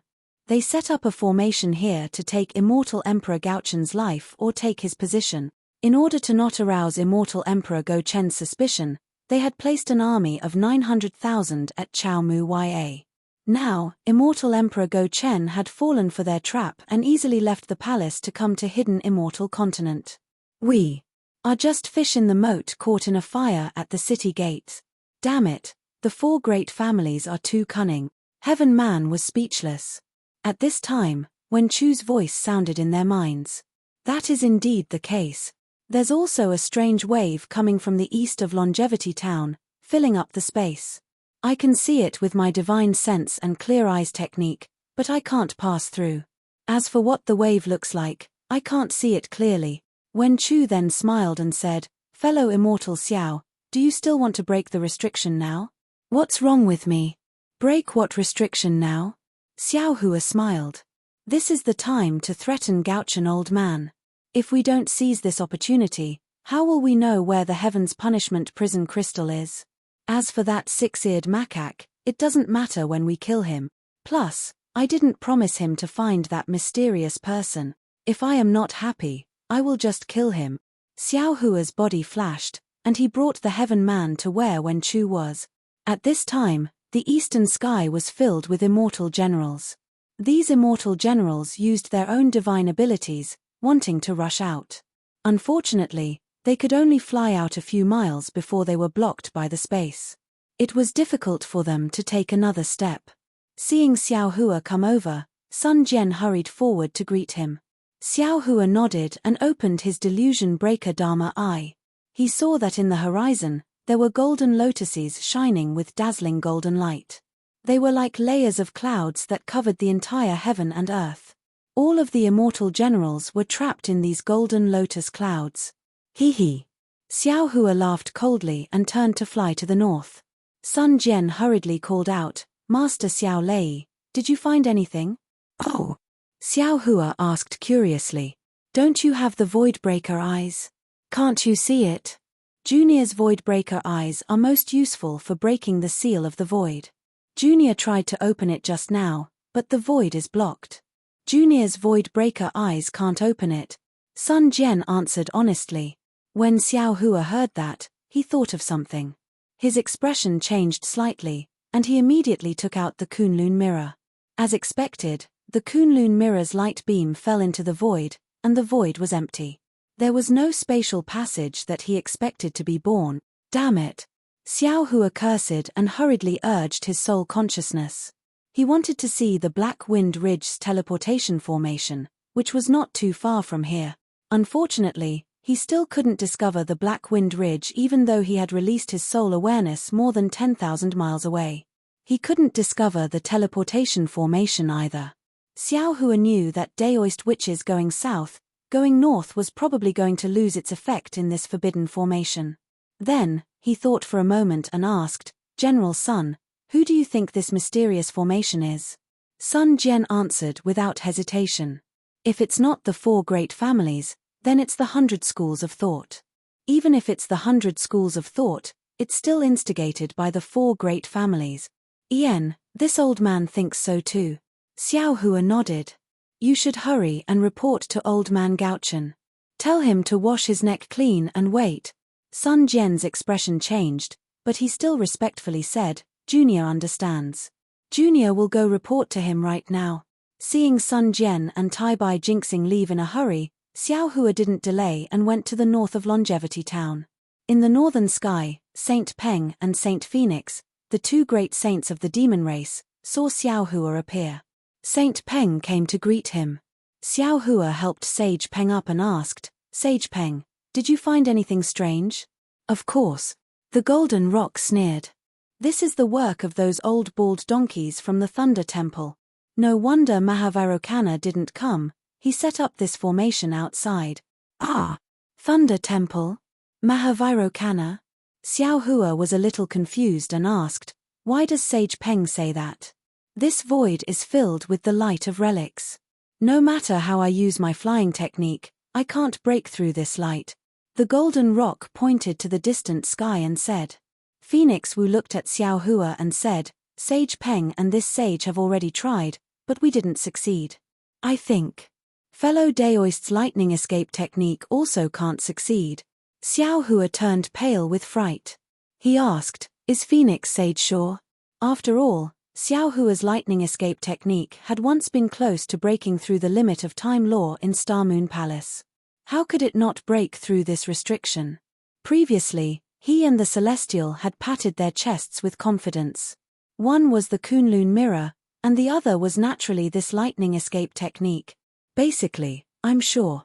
Phoenix Wu nodded. If fellow Daoist doesn't believe me, you can try. Xiao Hua naturally wouldn't try now. He only opened his delusion breaker eyes. Sure enough, as the golden rock said, his eyes were filled with the light of relics. There were no other colors. Hiss. Xiao Hua pinched his chin and thought to himself, could this really be the work of the Thunder Sound Temple? Why do they want to use this restriction formation? Other than the Immortal Palace and the Great Sage Hall, there's only my Fortune Gate and the so-called Sky-Bearing Palace. Could it be? They want to destroy my Taoism? Thinking of this, Xiao Hua's face turned cold. He instantly teleported to the western sky. At this time, the east wind broke through the dawn. The warm sunlight pierced through the darkness, and the western sky was still a little white. When Xiao Hua saw Nanwu Wisdom Manjushri leading a group of guardian heavenly kings, Arhats, and Vajras to break through the restriction formation, Xiao Hua's suspicion disappeared. If the Buddhism sect had laid down a restriction formation, the Dipankara Archaic Buddha and Nanwu Wisdom Manjushri would definitely be the first to leave the formation. Why would they stay here as hostages for no reason? Of course, this didn't eliminate the possibility that the Buddhism sect was trying to hide something. Greetings, senior apprentice brother. Nanwu Wisdom Manjushri hurriedly greeted Xiao Hua. You're too polite, Bodhisattva. Xiao Hua hurriedly helped Manjushri up and said, it's better to call me Sandalwood, donate it, and thank you for all your support. Chapter 46-41. However, Nanwu Wisdom Manjushri shook his head and said, since senior brother has attained the fruit of Nanwu Merciful Avalokitesvara Bodhisattva, you are a Bodhisattva of Leiyin Temple. Perhaps you don't want to rebuild your Buddha body in Leiyin Temple, but you are still my senior brother. Sigh. Fine. Xiao Hua waved his hand and said helplessly, do whatever you want. I won't go to Leiyin Temple. Anything will do. Go to Leiyin Temple? Manjushri Bodhisattva was stunned for a moment, then he smiled and said, senior brother, you misunderstood me. That is to listen respectfully in front of Mahavarokana World Venerable. It is a blessing that hundreds of millions of bodhisattvas can't get. Xiao Hua did not know whether to laugh or cry.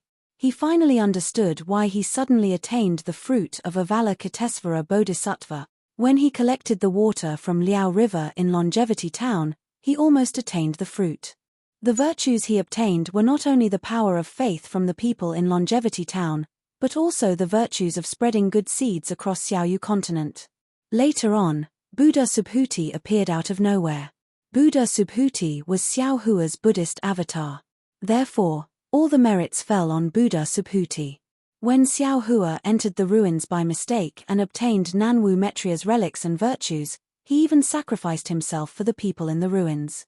His virtues had long surpassed the fruit of Bodhisattva. When Xiao Hua and Buddha body were teleported back to Great Snow Mountain, Jing Liuer cut off her long-cherished wish and attained the fruit of Buddha body. At this time, Buddha body was still Xiao Hua, but Nanwu Metria Buddha was different from Xiao Hua. When Wen Chu became a human being, Demon Lord became a demon, and Reverend Yun became a dragon, Nanwu Metria Buddha had also changed. Xiao Hua did not know whether he had become a human being or not, but he knew that Nanwu Metria Buddha had returned the virtues that belonged to Xiao Hua's original body.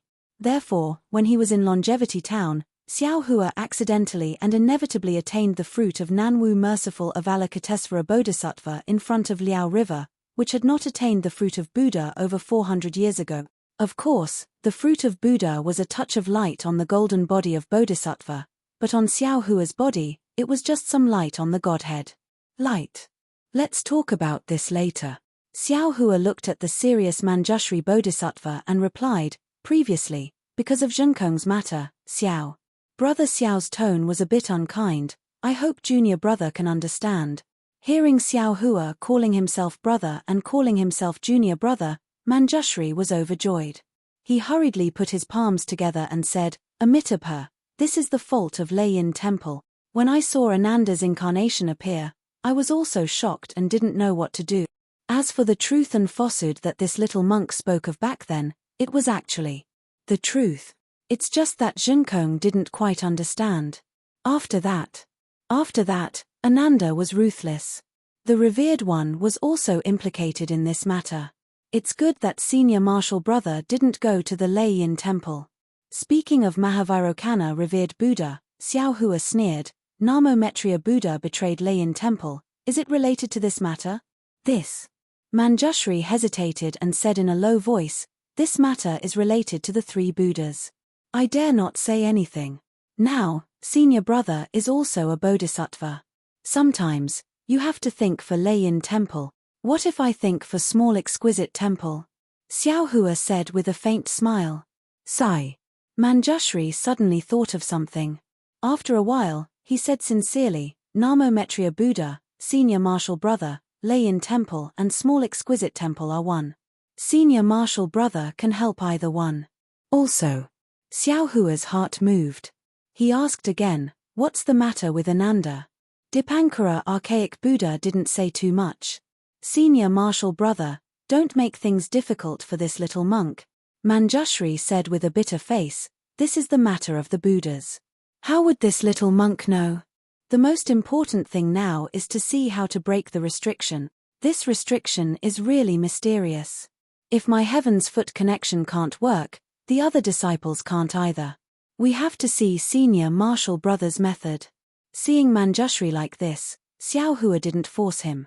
He stood still in the air and activated his illusion-breaking Dharma eye. However, in his Dharma eye, the western horizon was covered by a layer of white clouds. The clouds covered the entire sky, and the end couldn't be seen. What kind of formation is this? Xiao Hua thought and looked at the sky. After all, the places where different clouds touched were usually the weak points of the formation. If he wanted to break the restriction, he could only start from there. Unfortunately, Xiao Hua was destined to be disappointed. This was because the area where the white clouds came into contact with the relic's scattered light was also a layer of clouds. The layers of clouds were still overlapping each other without any gaps, and there was no floor to be seen. This is troublesome. Xiao Hua stood in the air with a worried expression on his face. He still wanted to use his own divine ability to threaten immortal Emperor Go Chen, but seeing that this grand formation was so tight that not even the slightest gap could be found, and even he was trapped here, how could he threaten immortal Emperor Go Chen? Senior marshal brother.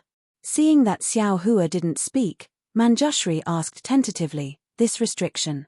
Junior marshal brother, you should go and ask the Dipankara archaic Buddha. Xiao Hua waved his hand angrily, senior marshal brother's talent is shallow. I have just touched the threshold of the Thunder Sound Temple, and I have never seen such a mysterious restriction before.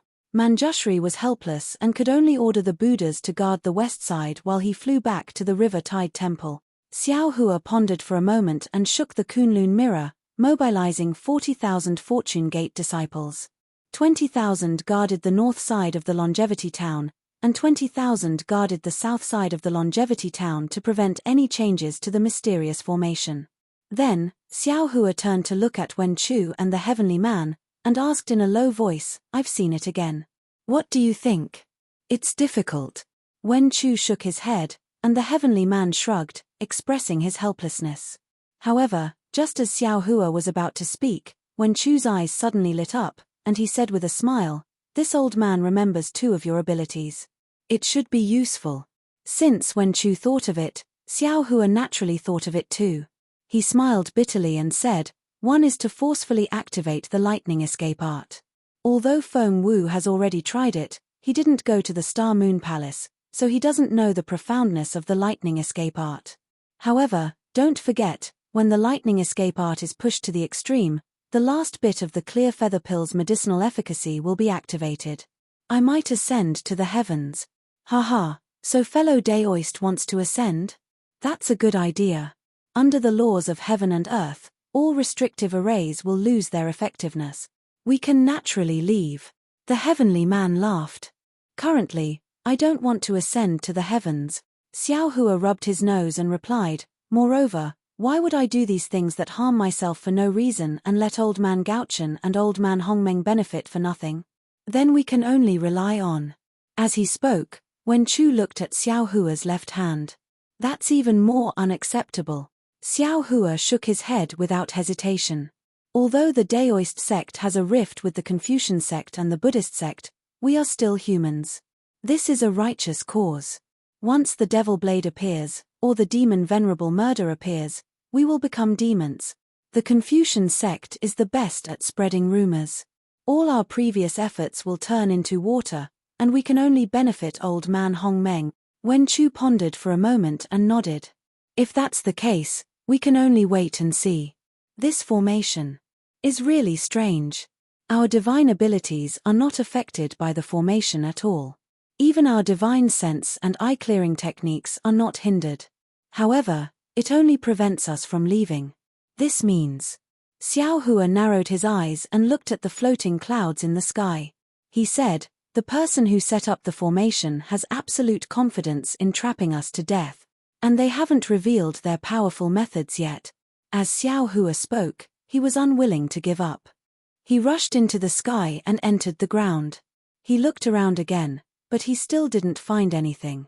Only then did he bring Wen Chu, the heavenly man, and the golden-winged Great Peng, Feng Wu, and the others back to the River Tide Temple. Originally, there were many monks in the River Tide Temple. In order to welcome Chuanzang's group and hold a grand ceremony to end the sutra-seeking of nirvana, these monks had gathered around the temple. After Xiao Hua and the primordial chaos ancestor came uninvited, these monks received the abbot's orders and gradually retreated. Now, seeing the strange situation around the Longevity Town, these monks came out from the River Tide Temple and went to various parts of the Longevity Town. They were either comforting the citizens or looking for flaws in the formation. The Dipankara archaic Buddha originally invited immortal Emperor Gaochen to the River Tide Temple for a chat. However, how could immortal Emperor Gaochen step foot into a Buddhist temple? He landed on top of the River Tide Temple, and golden radiances appeared out of nowhere, forming the shape of a golden throne. Immortal Emperor Gaochen sat on top of the cloud. Naturally, the Dipankara archaic Buddha sat on top of the 9 grades lotus throne, facing immortal Emperor Gaochen. Now that the situation had changed, the two of them flew up and sat back down when they saw their disciples flying out. They exchanged a glance, then turned to look at the Jiangchao Ridge. On the ridge, the sky-bearing palace's Grand Mist ancestor, Daoist rider Crane, and Nyezi were sitting cross-legged. The three of them seemed to be meditating and turned a blind eye to the two of them. The Go-Chen Immortal Emperor and the Dipankara Archaic Buddha World Lord glanced at the three before retracting their gazes. They knew very well that the so-called sky-bearing hall was nothing but a nobody. Only the primordial mist ancestor was worthy of their attention. The primordial chaos ancestor and the other two came here with great risk. The primordial chaos ancestor was betting that Xiao Hua didn't know about Prince Lan's matter and that Xiao Hua wouldn't lay his hands on Taoism's cultivators. That was why he only came out after Xiao Hua appeared. They wanted to take advantage of Xiao Hua's Fortune Gate's confrontation with the Immortal Palace, Thunder Monastery, and Great Sage Hall to show off their prowess. This kind of trickery was different from Xiao Hua's method of advancing step by step. It was merely a method, and not strength. Therefore, the two of them were certain that the strange changes around the Longevity Town were not the Grand Mist ancestors doing. Give it a recommendation vote, bookmark it, tip it, and thank you for all your support.